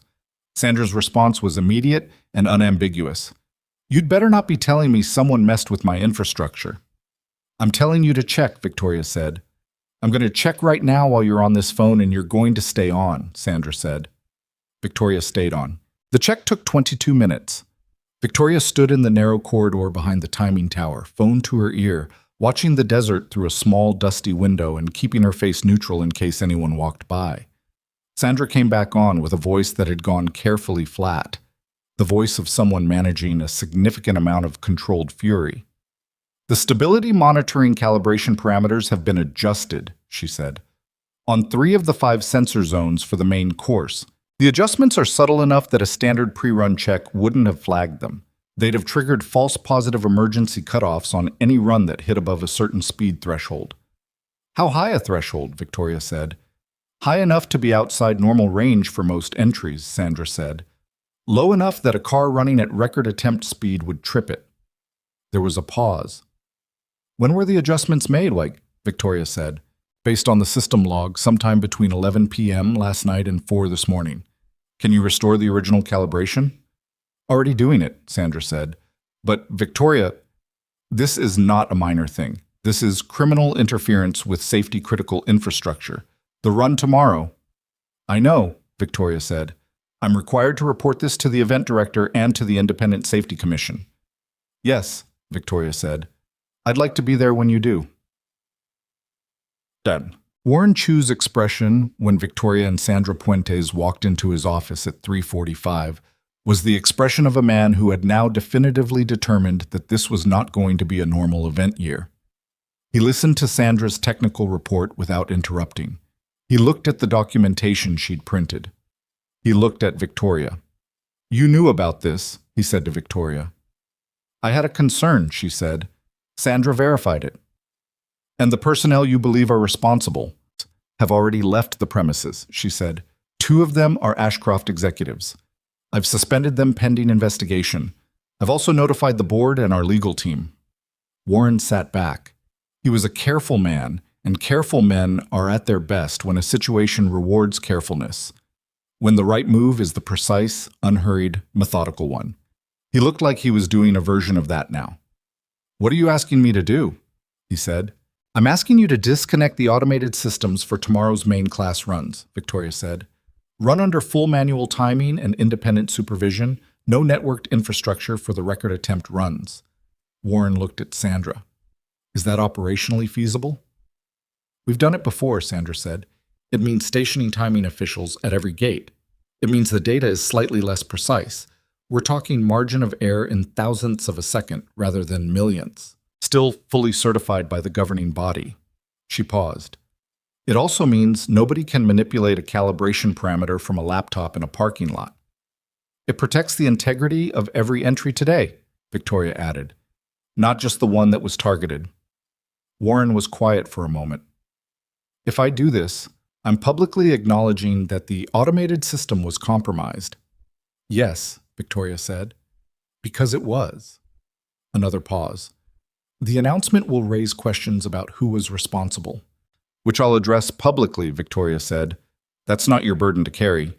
He looked at her for a long moment. She'd worked with Warren Chu long enough to know that his caution wasn't timidity. It was precision. He moved slowly because he moved correctly. And what she was watching now was the specific process of a precise man deciding that the precise thing was also the difficult thing, and accepting that. I'll make the announcement this evening, he said. Independent manual timing for all main class record attempts tomorrow. Full governing body notification tonight. He looked at Sandra. Get your gate officials briefed. On it, Sandra said and left immediately. Warren looked at Victoria. This is going to be a significant story, he said. It already is, she said. I'd rather it be the true one. What? She told Mason at 5 o'clock. She found him in the paddock bay, where he was doing a final inspection cycle on the car with the methodical attention he brought to everything mechanical, working from front to rear, checking each system in a sequence she recognized as habitual, the product of doing it so many times that the order was automatic. Caleb was doing homework at the folding table, a page of long division that he was approaching with the specific expression of a person who finds the task unpleasant but has accepted its inevitability. Victoria told Mason about the calibration tampering. She told him what Sandra had found and what Warren had decided. She told him about the switch to manual timing. He listened without stopping his inspection. His hands kept moving, checking a fastener, pressing a seal, running a finger along a panel edge to feel for anything that shouldn't be there. His face was very controlled. When she was done, he stood up from where he'd been crouching beside the front wheel well. He looked at the car for a moment without saying anything. If I'd run that course tomorrow under the compromised system, he said, at record attempt speed, the emergency cutoff would have triggered at the worst possible point in the run, she said, depending on how he'd tuned the parameters. She didn't say you might have crashed directly, but the sentence was shaped around that space. He nodded once. He looked at his hands, then back at the car. Caleb from the table said without looking up, "Someone tried to break the car?" The adults were quiet for a second. "Someone tried to stop the run," Mason said carefully. Caleb put his pencil down. He turned around in his chair. His expression was the complex, unchildlike expression of a kid who has already learned that the world contains people who will take things from you if you let them, and who has decided some time ago to understand that directly rather than be surprised by it. "The same kind of someone as before?" he said. Mason looked at his son steadily. "Probably related, yeah." Caleb looked at Victoria. "You found it," he said. "It wasn't a thank you exactly, more like a statement of fact being entered into evidence." "Sandra Puentes found it," Victoria said. "I just asked the right question." Caleb appeared to consider whether this was an adequate answer. He decided, apparently, that it was. He turned back to his long division. Mason watched his son for a moment before he said, quietly, and not to either of them in particular, "Every time. Every single time I get close, there's another one of these." "Not this time," Victoria said. He looked at her. "You sound sure about that." "I'm not sure about anything," she said. "But I'm in front of it now instead of behind it. That's different." He held her gaze. She'd used that phrasing with him once before, "That's different." And she watched him register it. Whatever he was thinking about that, he kept it internal. But the set of his face changed very slightly, in the way faces change when a person adjusts the weight they're carrying by some small but meaningful amount. "I need tonight to prep," he said. "The car needs a full overnight conditioning cycle for tomorrow's ambient temperature projections. I'm not asking for tonight," she said. "I'm asking for tomorrow, and I'll be there." "At the timing tower?" "On the course," she said. "Warn stationing event officials at every gate. I'm going to be at gate 3. He blinked. "You're going to stand on a land speed course." "I've stood on land speed courses before. I've run them. I know what gate 3 looks like." Something moved across his expression. Not quite surprise, not quite amusement. Something in between. "Okay," he said. The evening before the record attempt had a quality that felt different from the previous 2 nights. A pressure change, like the air before weather, that anyone who'd been at the event for 3 days could sense without being able to entirely explain it. Word of the timing system announcement had moved through the paddock and media area with the speed of information in a small closed community. Warren Chu's official statement was carefully worded, precautionary measure, independent oversight, governing body notification. But people who'd been around these events long enough read the spaces between the words. In the media area, the conversations that had been about Ashcroft's record positioning shifted. The thing with the independent car had been a footnote, then a curiosity, and now it was a thread that reporters were pulling with intent. 2 of the trade publication journalists who'd laughed on the first day were filing second-look pieces by evening. A broadcast crew that had barely pointed a camera at Mason's bay now had a fixed position there. Mason, for his part, went to sleep at 9:30. This was something the broadcast crew did not film because it was not dramatic. It was just a man in a truck cab who'd done everything he could do with his preparation and knew that further wakefulness served only anxiety, and who had, somewhere along the way, developed the discipline to decline anxiety when it offered itself. Caleb was already asleep in the back. Mason had read to him for 20 minutes, a chapter from a paperback novel about a boy and an Antarctic expedition, which they'd been working through together for 3 weeks and were 2/3 through, and the boy had gone under quickly, the way kids do after days that have held too much. Mason lay in the driver's seat with his eyes closed, and he thought about the car the way he always thought about it the night before a run. Not anxiously, but the way you think about a thing you built yourself when you're trying to trust it. He ran through the systems in his head, the thermal loop architecture, the cycling phases, the stress points he'd reinforced twice, and the ones he'd reinforced 3 times. The aerodynamic load distribution at top-end speed, the places where the car was strong, and the places where it was good enough. He thought about a garage in Henderson. He thought about notebooks in a fireproof box under the workbench, which was the only thing he'd hidden deliberately and the thing that had saved the rebuild. He thought about sitting on the floor of that garage at 2 a.m, 4 years ago, with Caleb asleep on the old couch behind him, running calculations on a legal pad and thinking that the math was right, and everything else was wrong, and choosing for reasons that had more to do with what he owed the work than what he owed himself. To keep going anyway. He thought about Caleb saying he never stopped. He didn't know he'd been heard. He was glad to have been. Race morning arrived without ceremony. A gray, cold 4:55, the desert withholding its heat for another hour and a half, the salt flat surface reading 41 degrees on the sensor array. Mason was up and working by 5:15, completing the conditioning sequence he'd started overnight. The engine ran a warm-up cycle while he did a final walk-around, checking everything he'd checked the previous afternoon and not feeling redundant about it. By 7, the paddock was alive. By 8:30, every media position was staffed. The stands had filled earlier than any previous day. Warren Chu's announcement had done what announcements of that kind do. It had told people that something real was happening without fully explaining what, and people are reliably drawn to the real. The governing body representative, a formidable Finnish woman named Aino Mekkonen, who'd flown in from Geneva overnight, was stationed in the timing tower with the specific authority to certify or dispute any run result. At 8:47, Victoria Ashcroft walked through the course-side gate and positioned herself at timing station 3. She was wearing the event's official course safety gear, orange vest over her jacket, radio at her hip, alongside 3 other station officials. She looked entirely comfortable standing on a salt flat, which is because she was. She'd run this course herself 7 years ago in an early Ashcroft prototype, and the particular quality of standing on the salt and watching the far end of the course was one she recognized in her body as much as her memory. She radioed the timing tower. "Station 3, confirmed and ready." Sandra Puentes' voice came back. "Copy, Station 3, all gates reporting, manual certification active."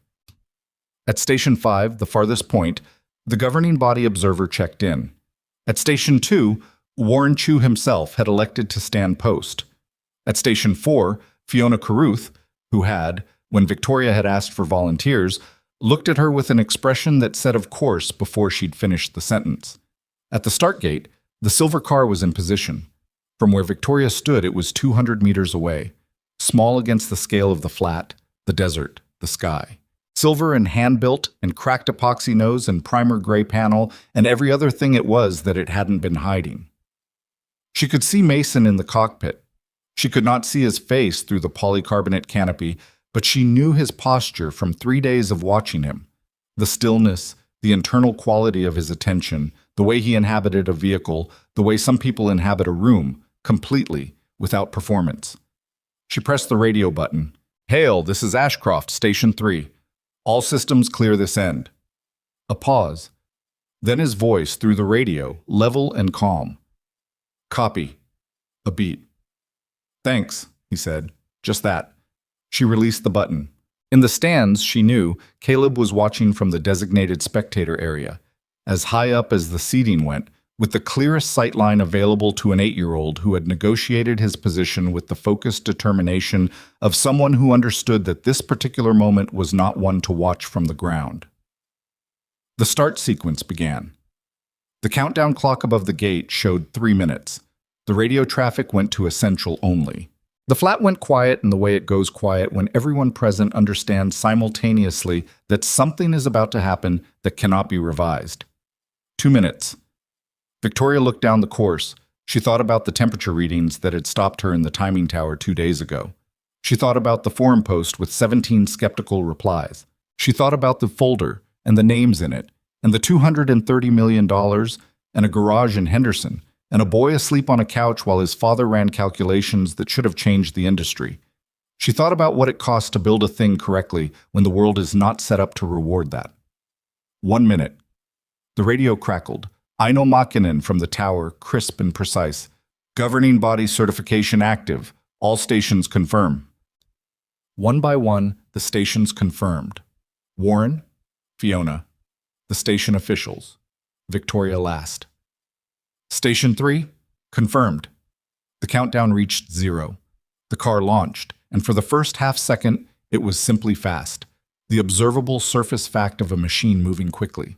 Then the speed accumulated through the first gate and the second, and what had been simply fast became something that recalibrated the eye's relationship to the available space, because the car was eating the flat at a rate that the brain kept wanting to downward, revise, because it didn't look like what fast was supposed to look like.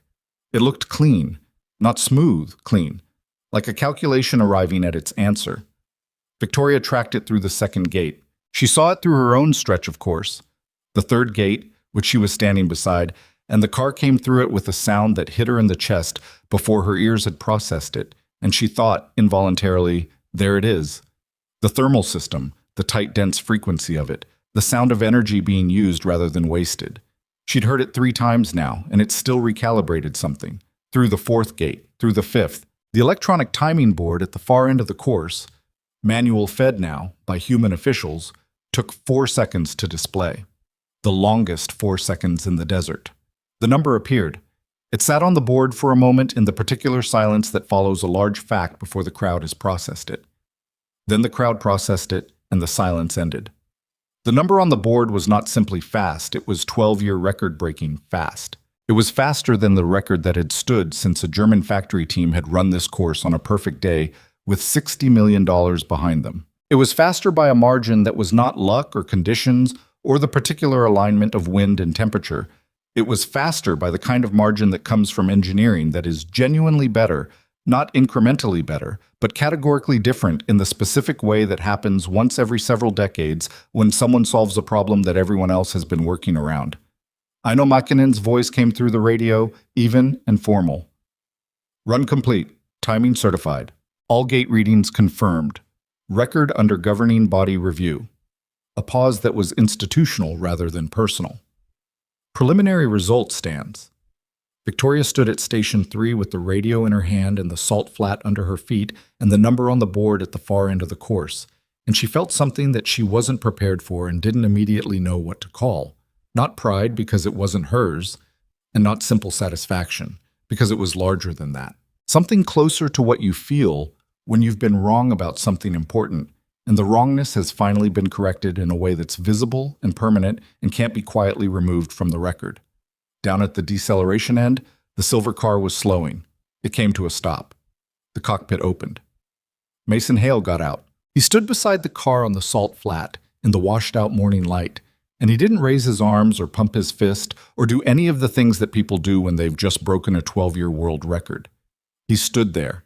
He put one hand on the roof of the car, flat-palmed, the way you touch something you made when you finally let it do what it was built to do. In the stands, an 8-year-old boy in an oversized baseball cap was standing up. He wasn't cheering yet. He was looking at his father with the expression of someone watching the end of a very long story, and the story had turned out the way you'd hoped it would, and you weren't sure how to hold that yet. Then someone in the stand started clapping.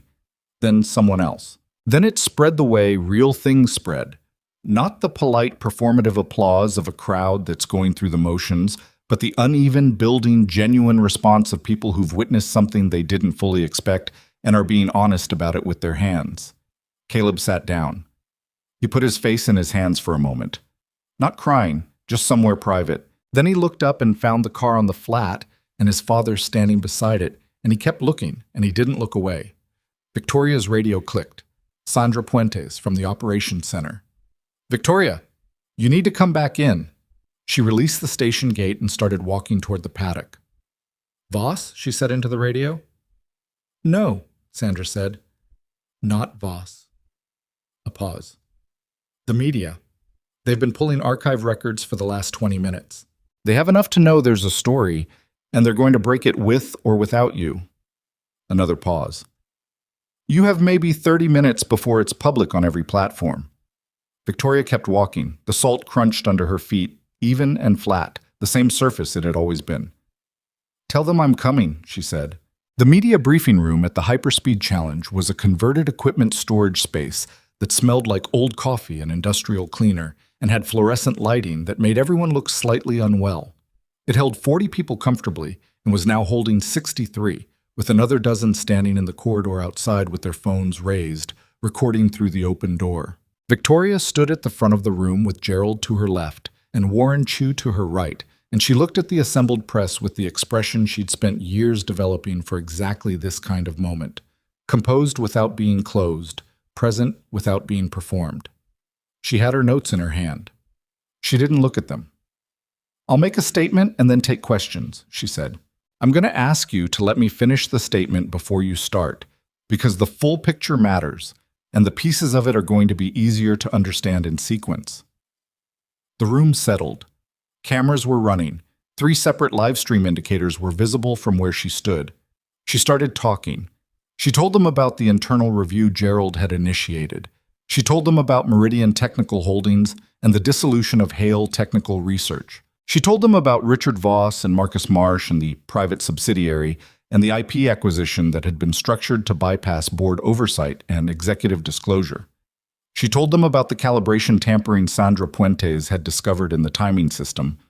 And here the room shifted because the combination of corporate IP theft and course interference at a live event was a different order of story than either element alone. She told them that both Voss and Marsh had been suspended from their positions pending criminal referral, and that the referral was being filed today. She told them that the Ashcroft Thermal Division project, the one that had consumed $230 million in development funding, was being suspended immediately, pending a full IP audit, because the foundational research it was built on did not belong to Ashcroft Performance. She said Mason Hale's name clearly, and she said it the way it deserved to be said. As the originating engineer and inventor, as the person to whom the research belonged and had always belonged, as the person who had just broken a 12-year world land speed record using a technology that he had developed, lost through deliberate fraud, and rebuilt from scratch over 6 years. She stopped. She looked at the room. The questions came immediately and all at once, which she'd expected. She took them in the order she could manage them. How long had the IP acquisition been ongoing? Were there other inventors affected? What was the total value of the patents in question? Was she personally liable?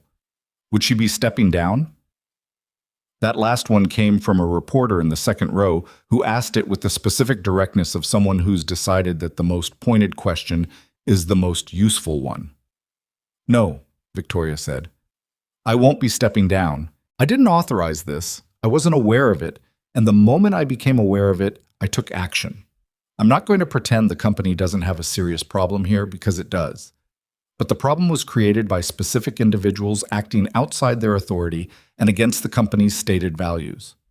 My responsibility now is to fix it, not to perform a resignation that doesn't actually fix anything. The reporter followed up. And the $230 million?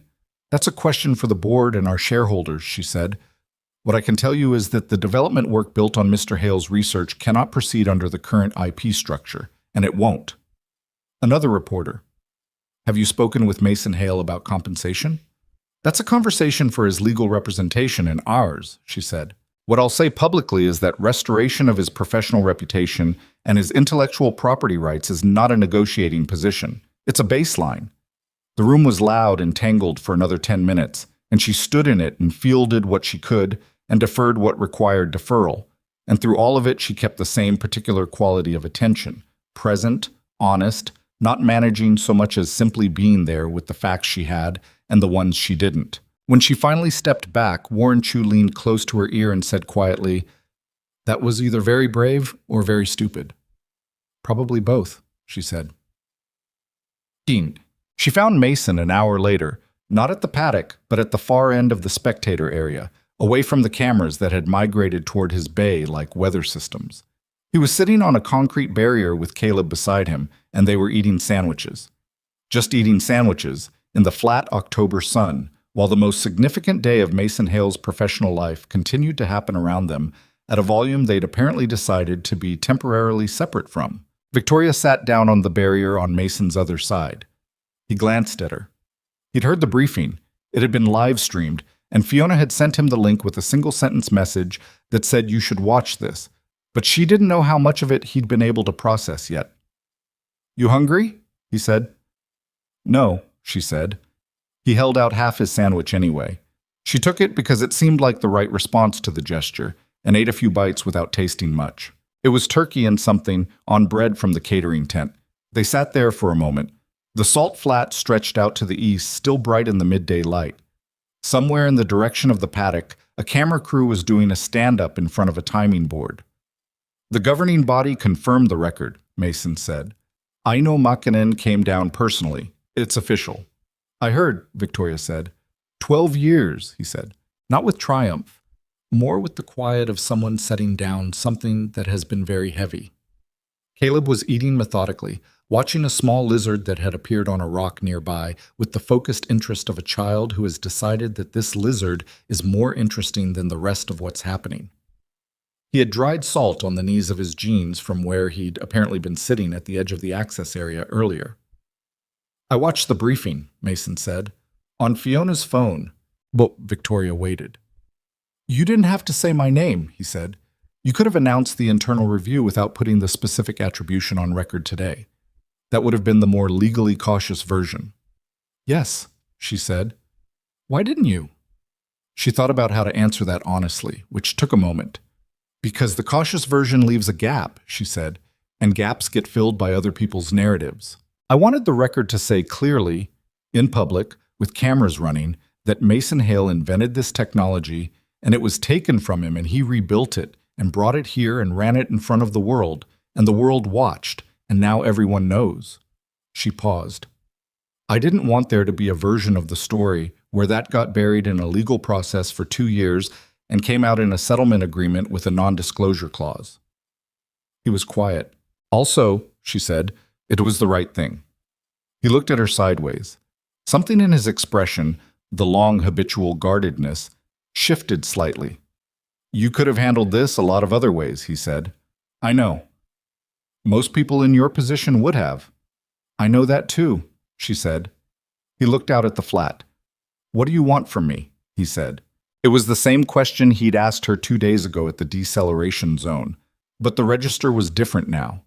Less guarded, more genuine. Not what are you after, but closer to where do we go from here? "Nothing you don't want to give," she said. "I want to make the damage right. I want the patent restoration to be clean and complete and legally unambiguous. I want whatever compensation number your attorneys arrive at to reflect the actual value of what was taken, not the minimum defensible figure." She paused. "After that, whatever you want to do with the technology is your decision." "And if I want to take it somewhere else," he said. "Not Ashcroft. Different manufacturer, different partnership." "Then that's what you do," she said. "I'm not going to pretend that would be easy for me to watch, given what the technology could mean for our development pipeline. But it's your call. It was always your call. It just took too long to get back to that." He looked at her for a long moment. She held his gaze and didn't fill the silence with anything, which was something she'd learned years ago about genuine conversations, that the silence often carried more than the next sentence would.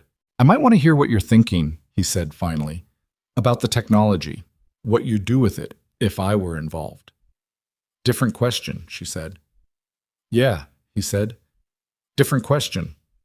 Caleb looked up from the lizard. "The lizard left," he announced. "Rude," Mason said.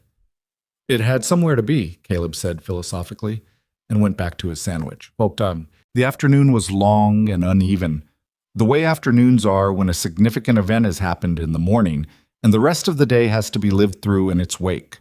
Gerald spent 4 hours on the phone with Ashcroft's board, with the company's outside legal counsel, and with 2 attorneys from a firm that specialized in IP litigation who were being retained specifically for the Hale matter. He reported to Victoria in intervals with updates that were mostly good in the structural sense.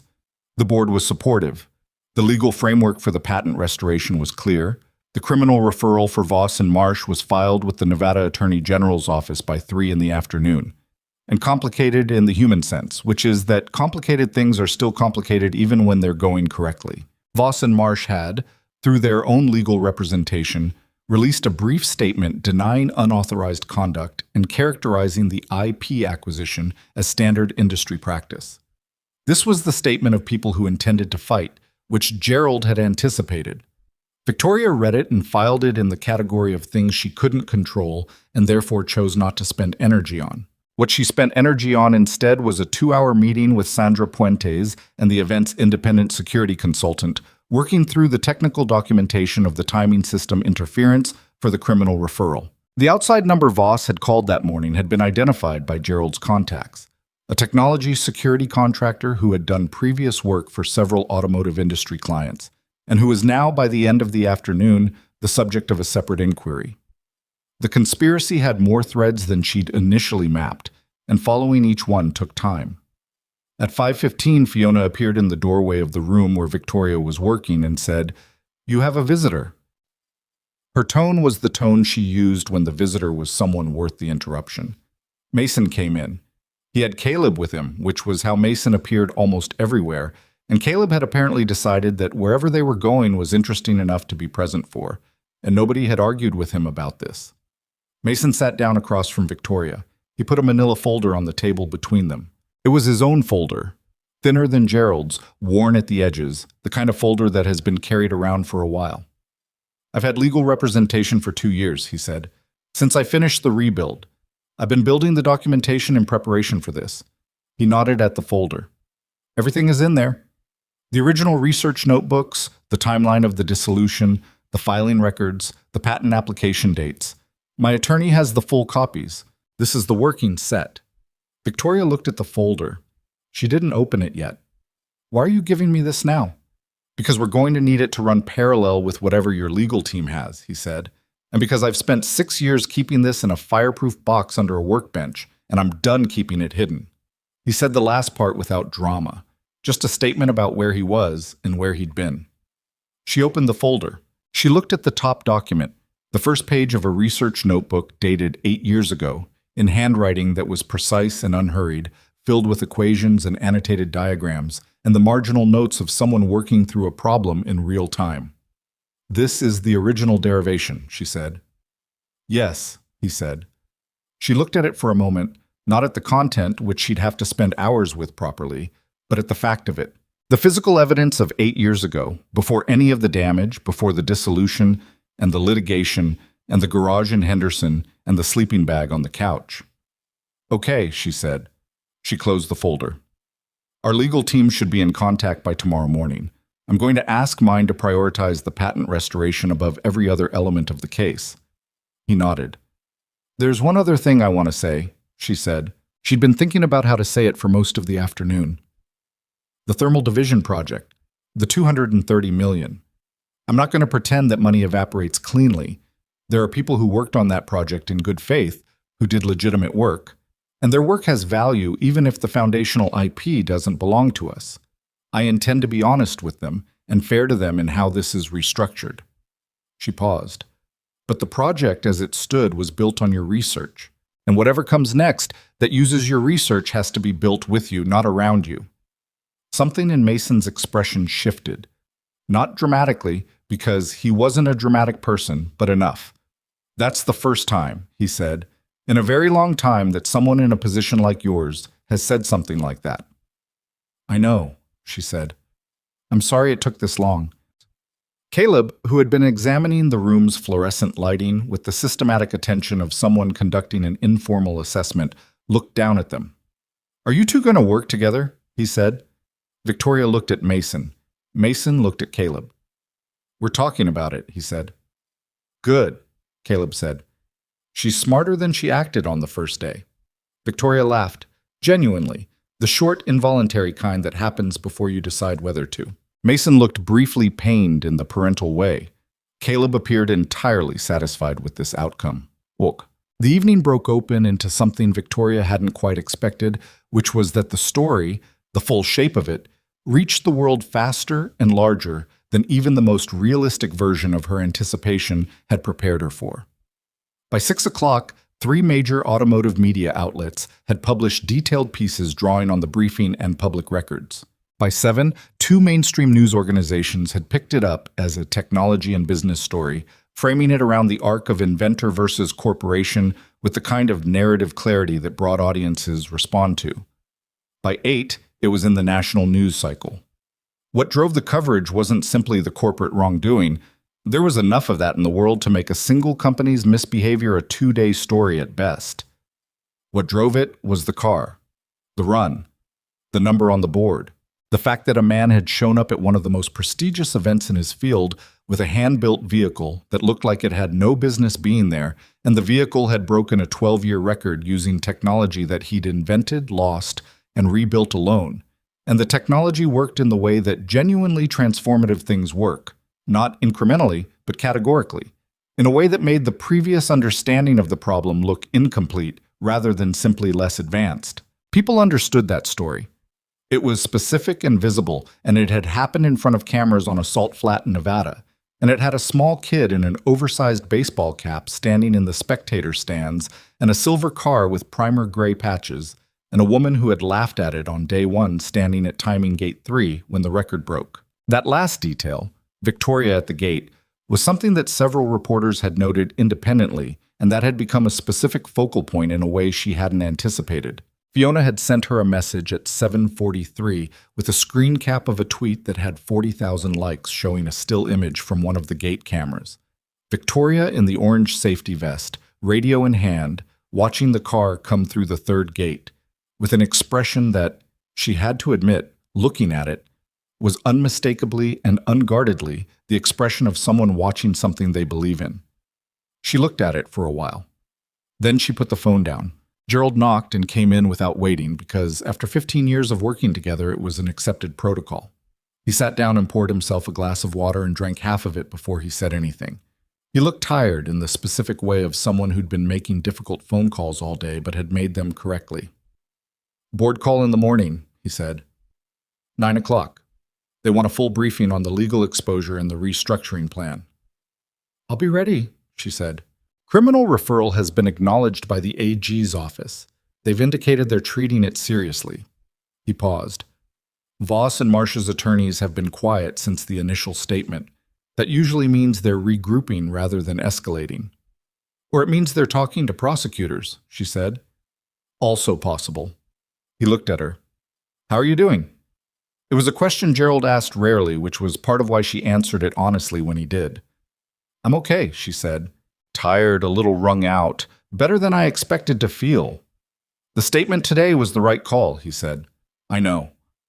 "I want to say that explicitly," he said, "because I gave you the cautious version first, and I want to acknowledge that you were right to reject it." She looked at him. Gerald Price was not a man who said things like that casually, and she knew it. "Thank you," she said. He stood up. "Get some sleep. The board call is going to be long, and the day after is going to be longer." He paused at the door. For what it's worth, the coverage tonight is overwhelmingly framing this as a company that corrected itself, not a company that got caught. That distinction matters, both legally and in the court of public opinion. "It matters because it's true," she said. "Yes," he said. "That helps."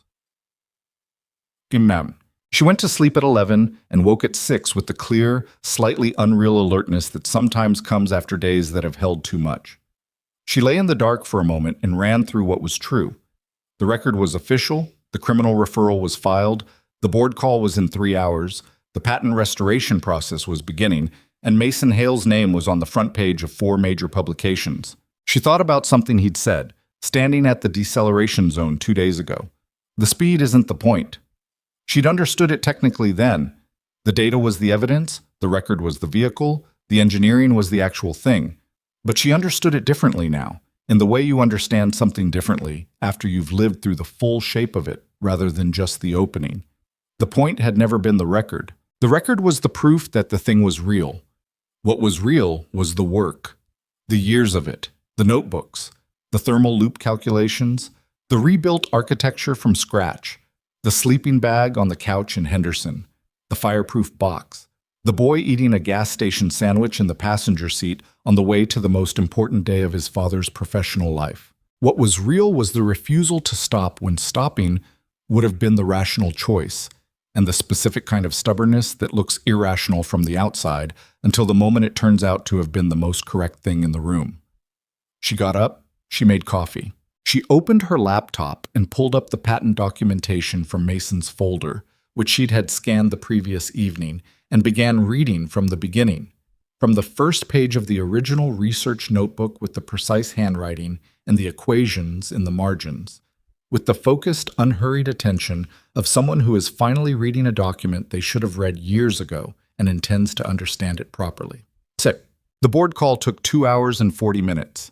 It was not an easy call. 3 board members asked questions that were pointed without being hostile. Questions about fiduciary responsibility, about oversight failures, about whether the executive team had adequate visibility into subsidiary operations.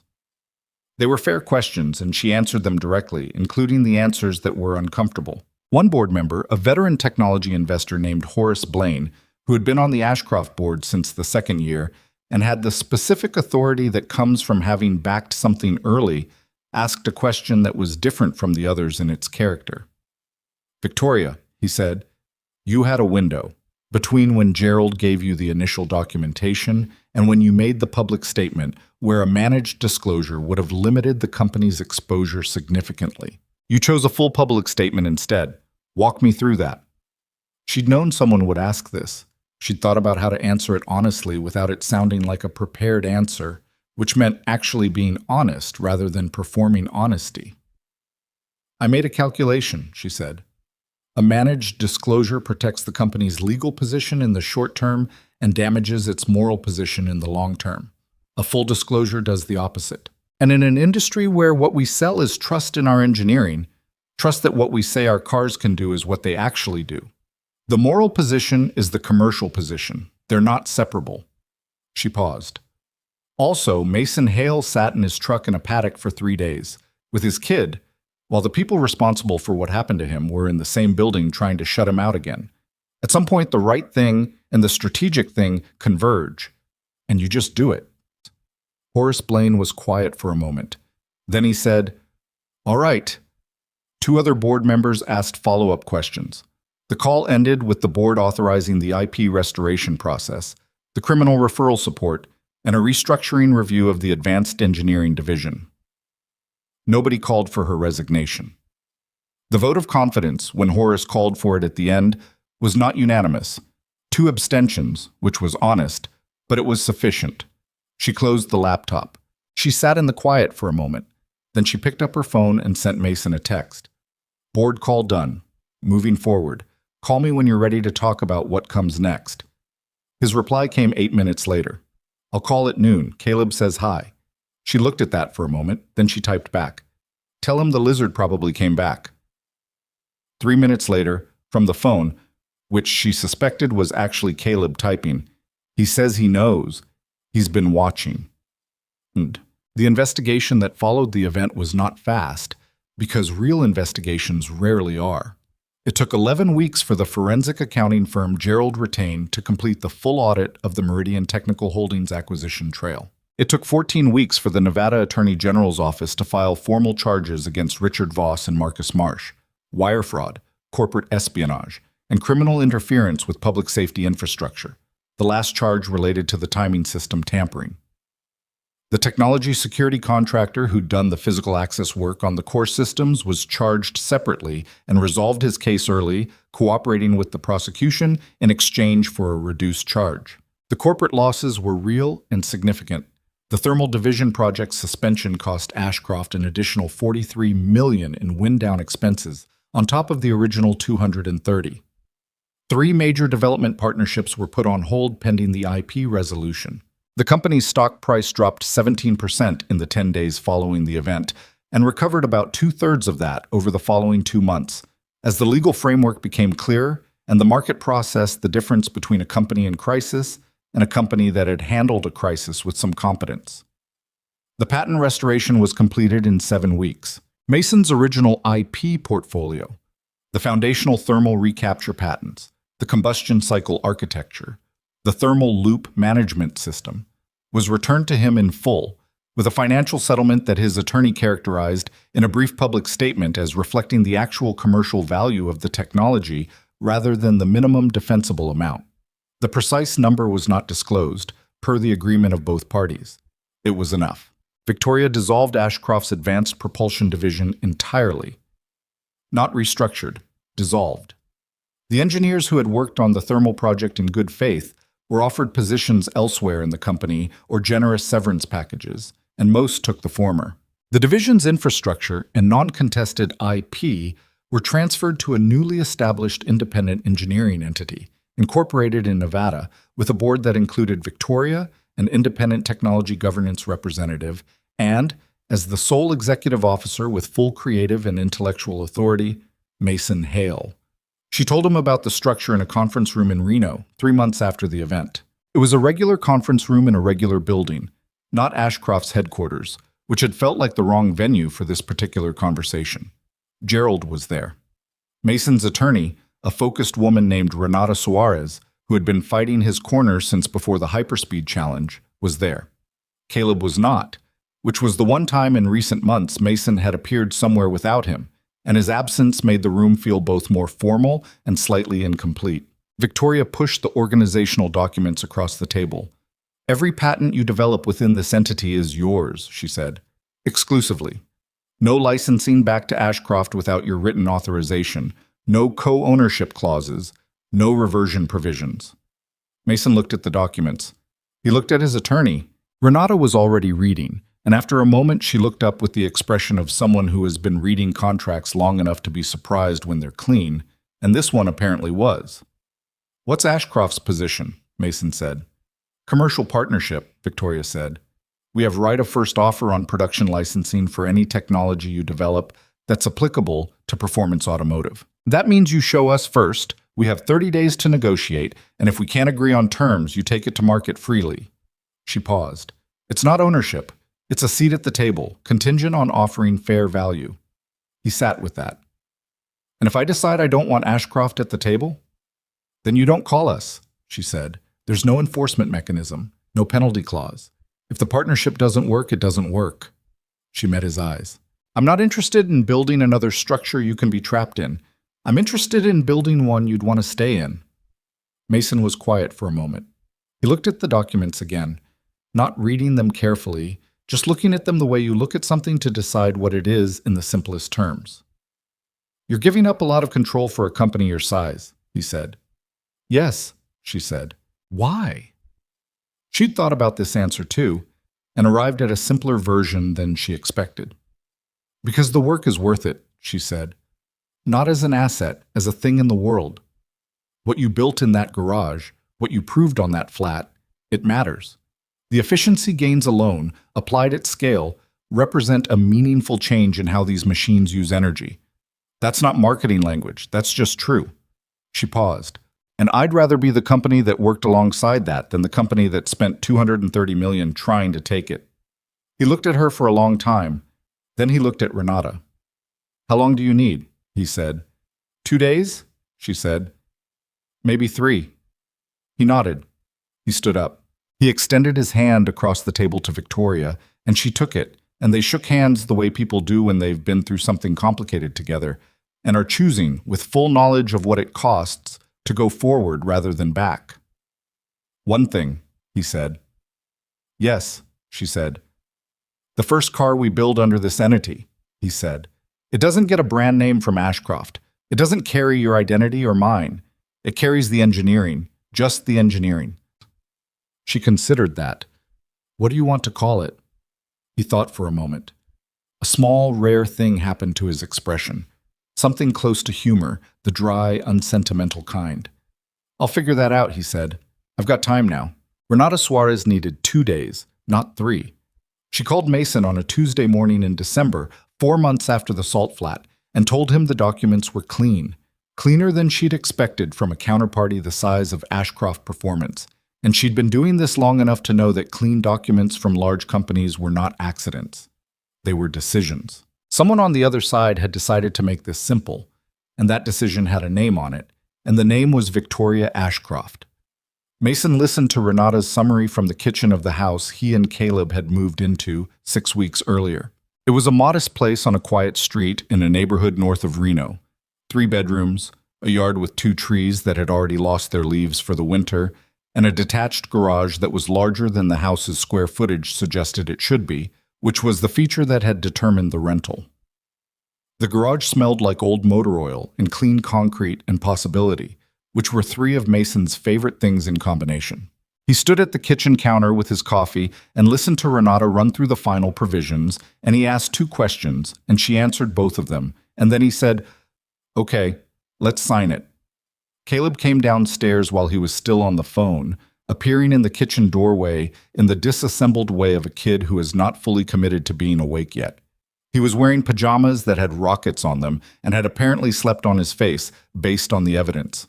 He looked at his father on the phone and made the face of someone asking a question without words. Mason held up one finger. 1 minute, and Caleb went to pour himself a glass of juice with the resigned patience of a 9-year-old who has learned that adult phone calls are an immovable feature of the landscape. When the call ended, Mason set the phone down. He picked up his coffee.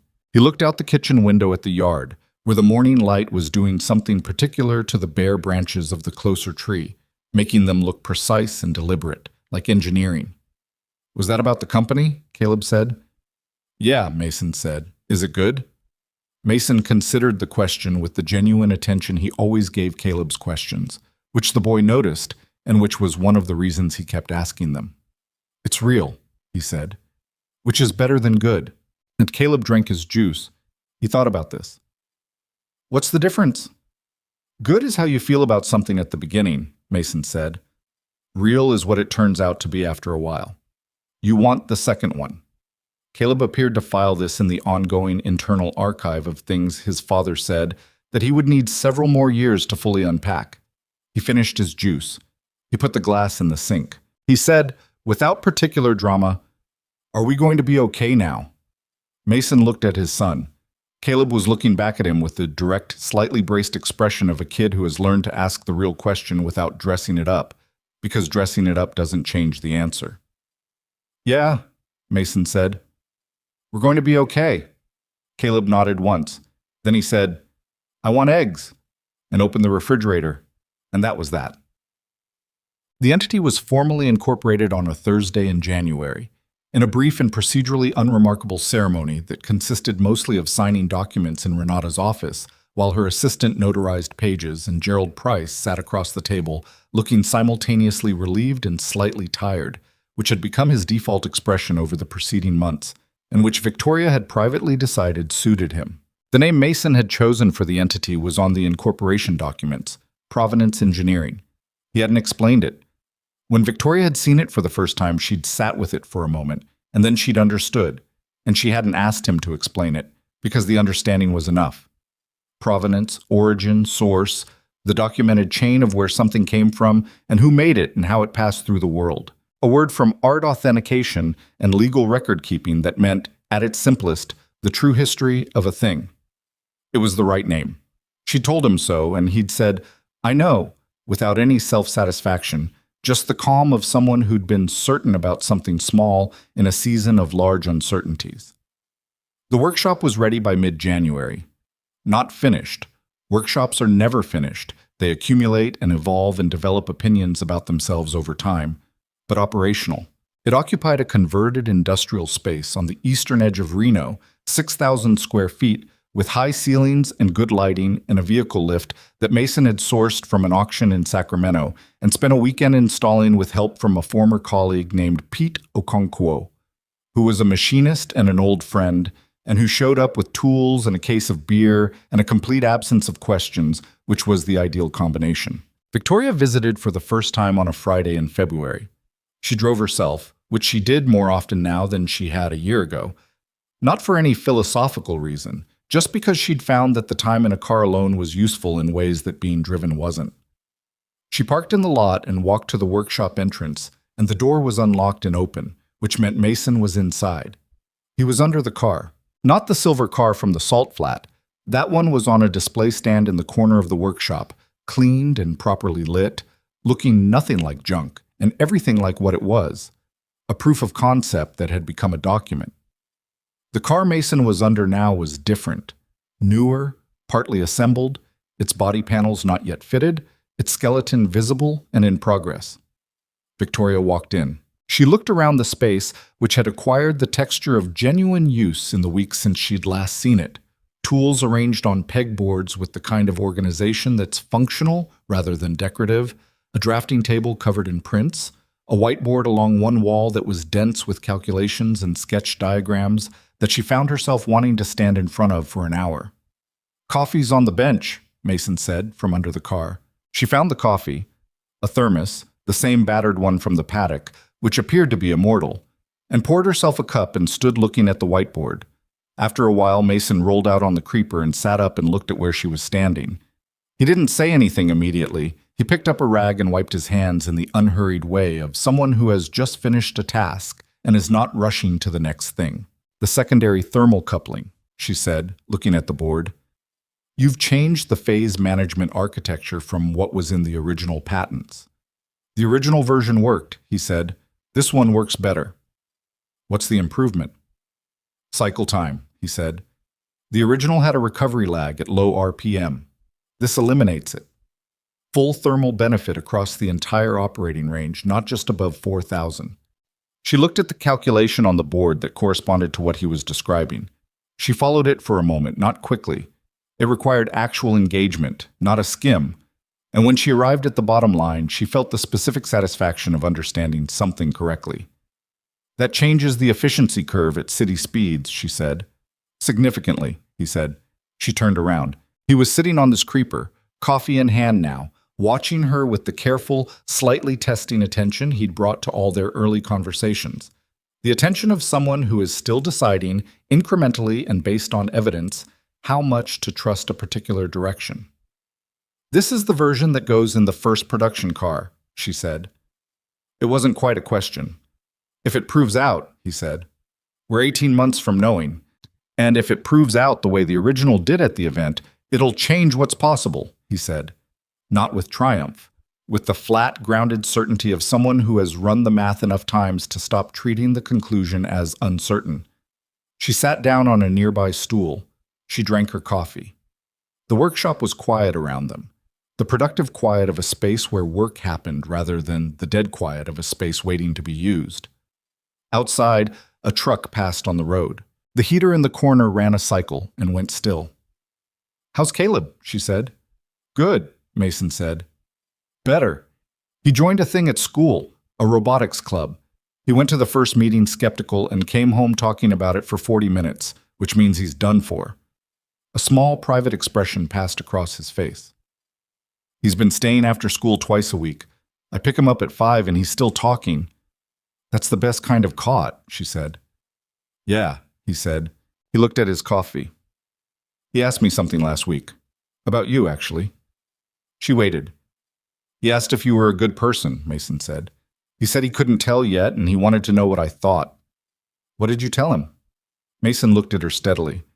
I told him I thought you were someone who made a bad call and then made every subsequent call correctly. And that's harder than people think, and it matters. He paused. He said that sounded like a yes with conditions. Smart kid, she said. I know, he said. She looked at the car in progress on the lift, the exposed chassis, the partial assembly, the visible evidence of work being done correctly rather than quickly. She thought about what it had taken to get to a room like this, with a car like that, with the actual originating engineer doing the actual work with his name on the actual patents. She thought about a timing board on a salt flat, and a number that had sat there in the collective silence of several hundred people and then detonated into noise. She thought about a forum post with 17 skeptical replies that the original poster had never responded to. She thought about what it costs to be right in a world that is not organized around rewarding correctness, and about what it costs to stay with being right anyway when the costs are real and sustained and personal. I want to ask you something, she said, and you don't have to answer it the way I want you to. Okay, he said. Was there ever a point where you were going to stop? Not the normal doubt. I mean, a real point where you looked at what it was taking and decided it wasn't worth it. He was quiet for a long moment, not evasive, thinking genuinely, going somewhere specific in his memory to find the honest answer. Yes, he said. Once. About 3 years into the rebuild, Caleb was sick. Bad flu that went into his lungs, and we were in the ER for 2 nights. I was sitting in the waiting room at 3 a.m, and I had the notebooks in the car, and I thought... He stopped. He looked at the floor for a moment. I thought, what if I just burned them, the notebooks? Not in anger, just, what if I let it be over? What if the thing I've been carrying was just finished, and I let it be finished, and I figured out how to be a dad who was present instead of a dad who was fighting something? He was quiet for a moment. And then the doctor came out and told me Caleb was fine, his oxygen was good, he'd be out in the morning. And I sat there for a while, and I thought about Caleb coming home from school and telling me what happened and asking what I did that day. And I wanted to have something to say, not just for him, for me. I wanted to be someone who was still in it. He paused. So I went home and I got back to work." Victoria didn't say anything for a moment. The heater clicked on again in the corner. "The notebooks are on that shelf," he said, nodding toward a wooden shelving unit against the far wall. A row of composition notebooks, identical looking but for the dates written on their spines in black marker, marching across two shelves in chronological order.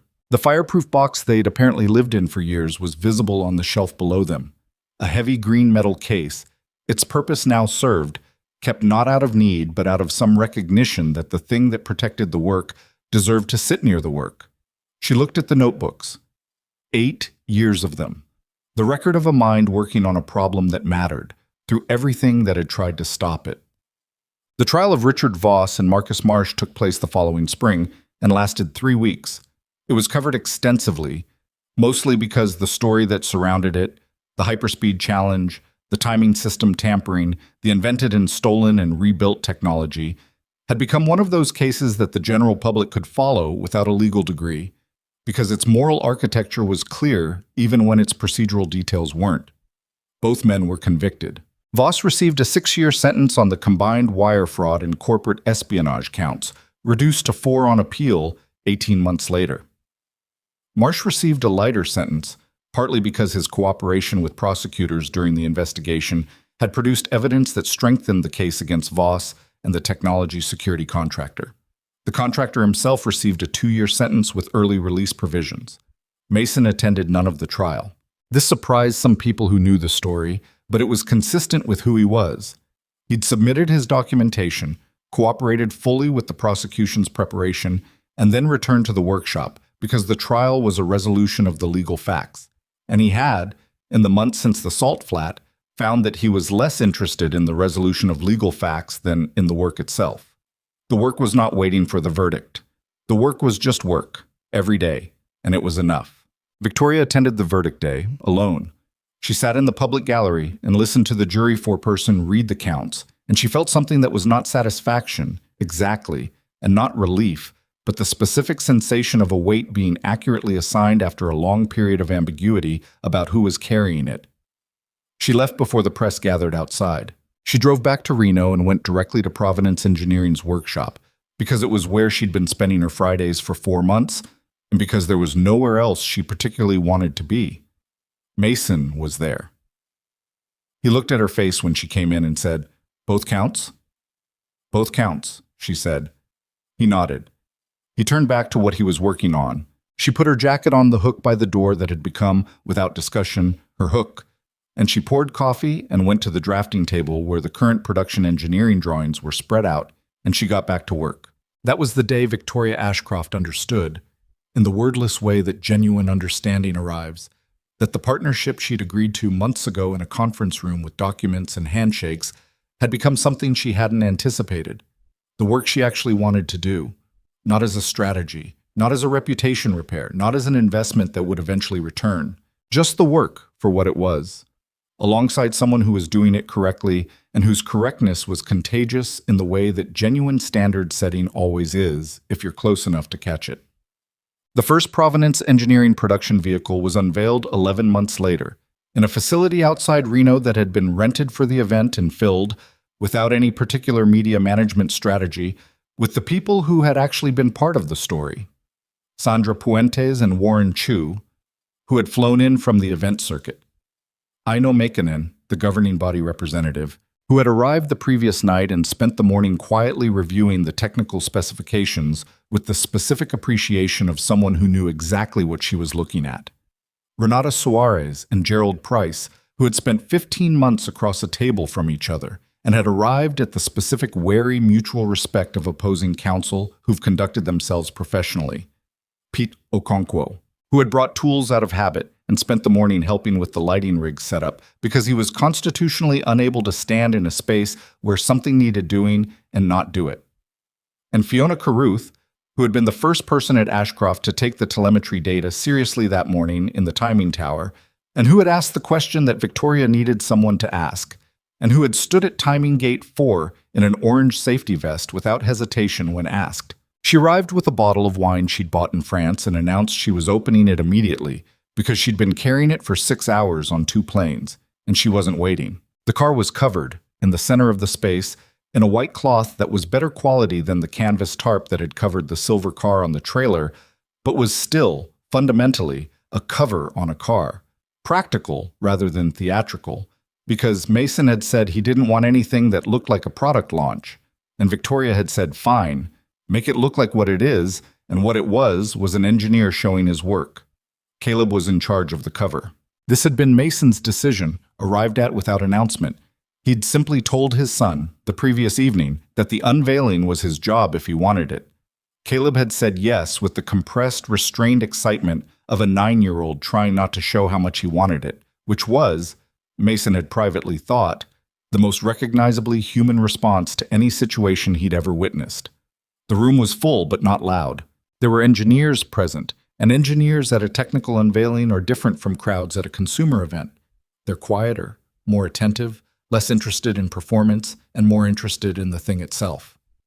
The hum in the room was the hum of people who've read the preliminary specifications and are waiting to see whether the object matches the numbers. Mason stood at the front of the room. He was wearing a clean version of the same category of clothes he always wore. Dark jeans, a gray shirt that was not faded this time, boots that were the same boots but had been cleaned for the occasion. He looked, Victoria thought from where she stood near the drafting table they'd brought in from the workshop as a kind of installation of process, like someone who has arrived somewhere after a long journey and is standing at the destination without quite having adjusted to the fact of being there. He didn't have notes. He'd told her he wasn't going to speak for long, and she'd said fine. And he'd said he didn't know how to give a speech, and she'd said don't give a speech, just say what's true. And he'd looked at her like that was the most obvious possible advice, and also somehow genuinely useful. I'm not going to tell you what this car is, he said to the room. The specs are on the table at the back, and they'll tell you more accurately than I can in words. He looked around the room briefly, not performing connection, just looking at the people present. What I'll say is what I think I've learned from building it, which is that the work itself doesn't care what happened to you. It doesn't care if you lost the thing, or if someone took it from you, or if everything went wrong for a while. The problem is still the problem, and the solution is either right or it isn't. And the only thing that determines which one you end up with is whether you stayed with it long enough to find out. He stopped. He looked at Caleb, who was standing beside the covered car with both hands on the edge of the cloth, ready. I stayed with it, Mason said. That's all. He nodded at his son. Caleb pulled the cover. The car underneath was silver, not the dull, worked silver of the car from the salt flat, but a deeper, more deliberate version of it, the color of something that was made to last. It was lower to the ground than its wheelbase suggested it should be. Its aerodynamic surfaces were precise in the way that only happens when the design is driven entirely by function rather than appearance, and yet they produced something that was aesthetically compelling for exactly that reason. It was not a beautiful car in the conventional sense. It was too purposeful for that, too committed to what it was trying to do to worry about how it looked doing it. But it was a correct car. That was visible from across the room. The engineers leaned forward. Aino Makinen walked to it immediately and crouched beside the front wheel well, looking at something with the focused attention of a professional who cannot help herself. Pete Okonkwo said something to the person next to him that was apparently appreciative and caused a short laugh. Gerald looked at it and then looked at Victoria with an expression that said, without words, that he understood now in a way he hadn't before why the statement in the media room had been the right call. Fiona had opened the wine. She was moving through the room with it, which was not technically the plan but was clearly the better one. Victoria walked to the car. She stood beside it and looked at it the way she'd looked at Mason's telemetry data that first night in the hotel suite, with the full attention it deserved, not the abbreviated attention of someone who has decided in advance what they're looking at. She put her hand on the roof, flat-palmed, the way Mason had done it on the salt flat after the record. Caleb appeared at her elbow. He looked at the car, and then at her hand on the roof, and then at her. "Does it feel like you thought it would?" he said. She looked at the car. She thought about all the versions of this moment she could have arrived at. The managed version, the protected version, the version where the cautious call had been the one she made, and the story had been quieter and the car was somewhere else, and the workshop belonged to someone who wasn't Mason Hale. "No," she said.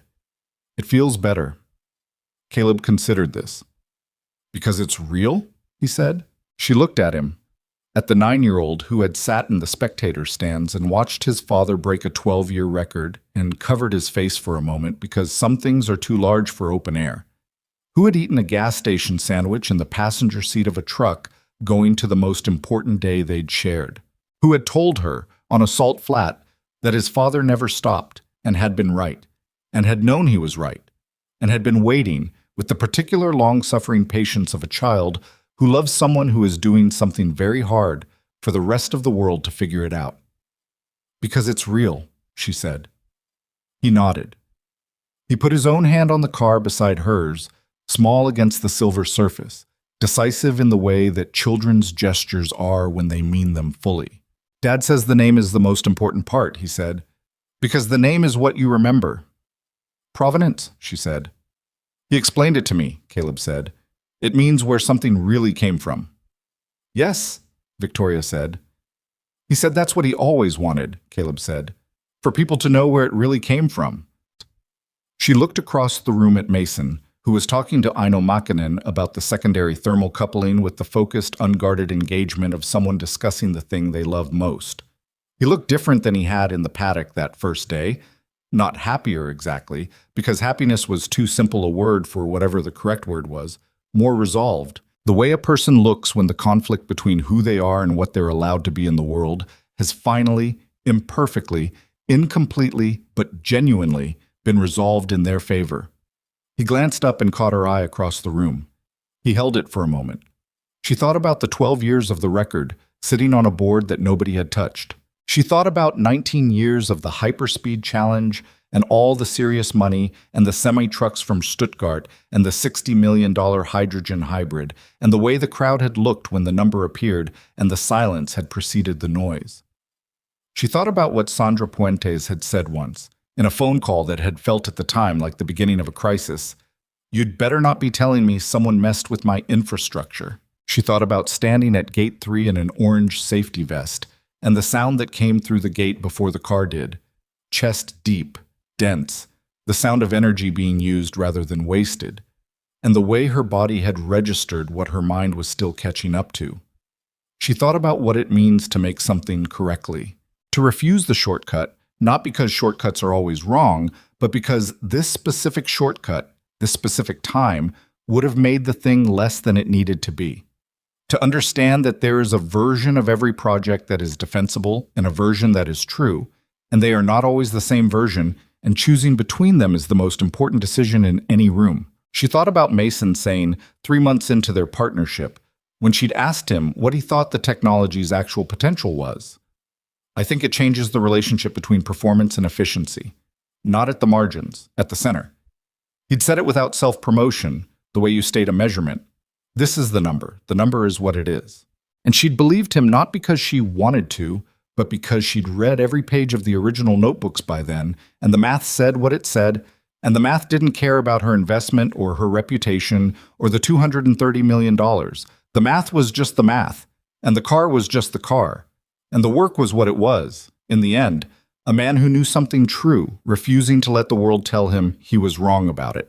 She looked at Caleb, who was still standing with his hand on the silver surface, not looking at her anymore, but at the room. At the engineers leaning over the open engine bay, at Fiona moving through with the wine, at his father gesturing at a diagram that Aino was studying, at all the people who had come to be in a room with a real thing, because real things are rarer than they should be, and people know this without always being able to say it. "Your dad told me something," Victoria said, "on the first morning, before the second run." Caleb looked at her. "He said he needed me to let him run the car, that was all." She paused. "He was right. That was everything."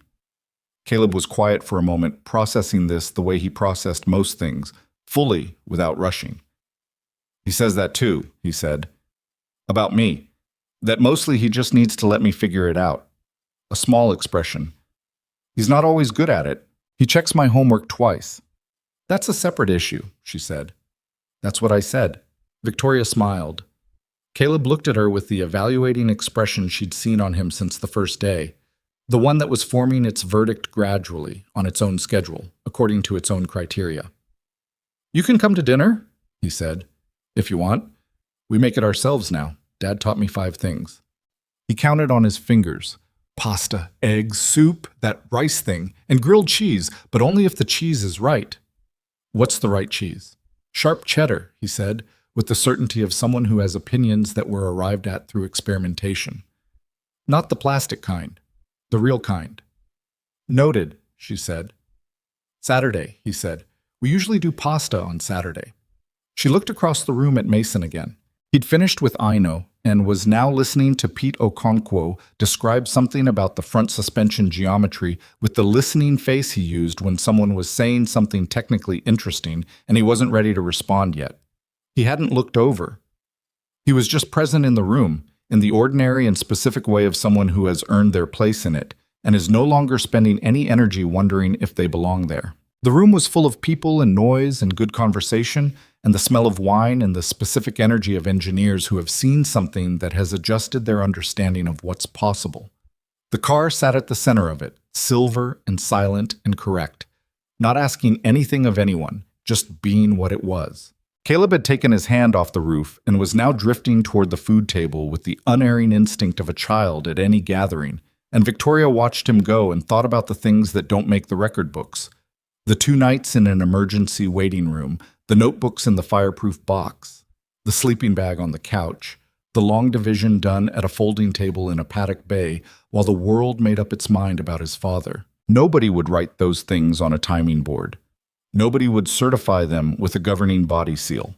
They would not appear in the official history of the Nevada Hyperspeed Challenge, or in the coverage of the trial, or in the technical specifications of the first Provenance Engineering production vehicle. But they were the reason everything else was possible. They were the foundation under the foundation, the thing beneath the work that made the work mean something. You could not point to them precisely. You could only point to the result, and know, if you were paying attention, that results like this one do not come from nothing. They come from someone who stayed when staying was the hardest possible thing, and who was right about what they were staying for, and who kept a box fireproof under a workbench because they understood that what they were carrying was worth protecting even when nobody else agreed. They come, in the end, from exactly where they came from. That's what provenance means. That's what the name was for.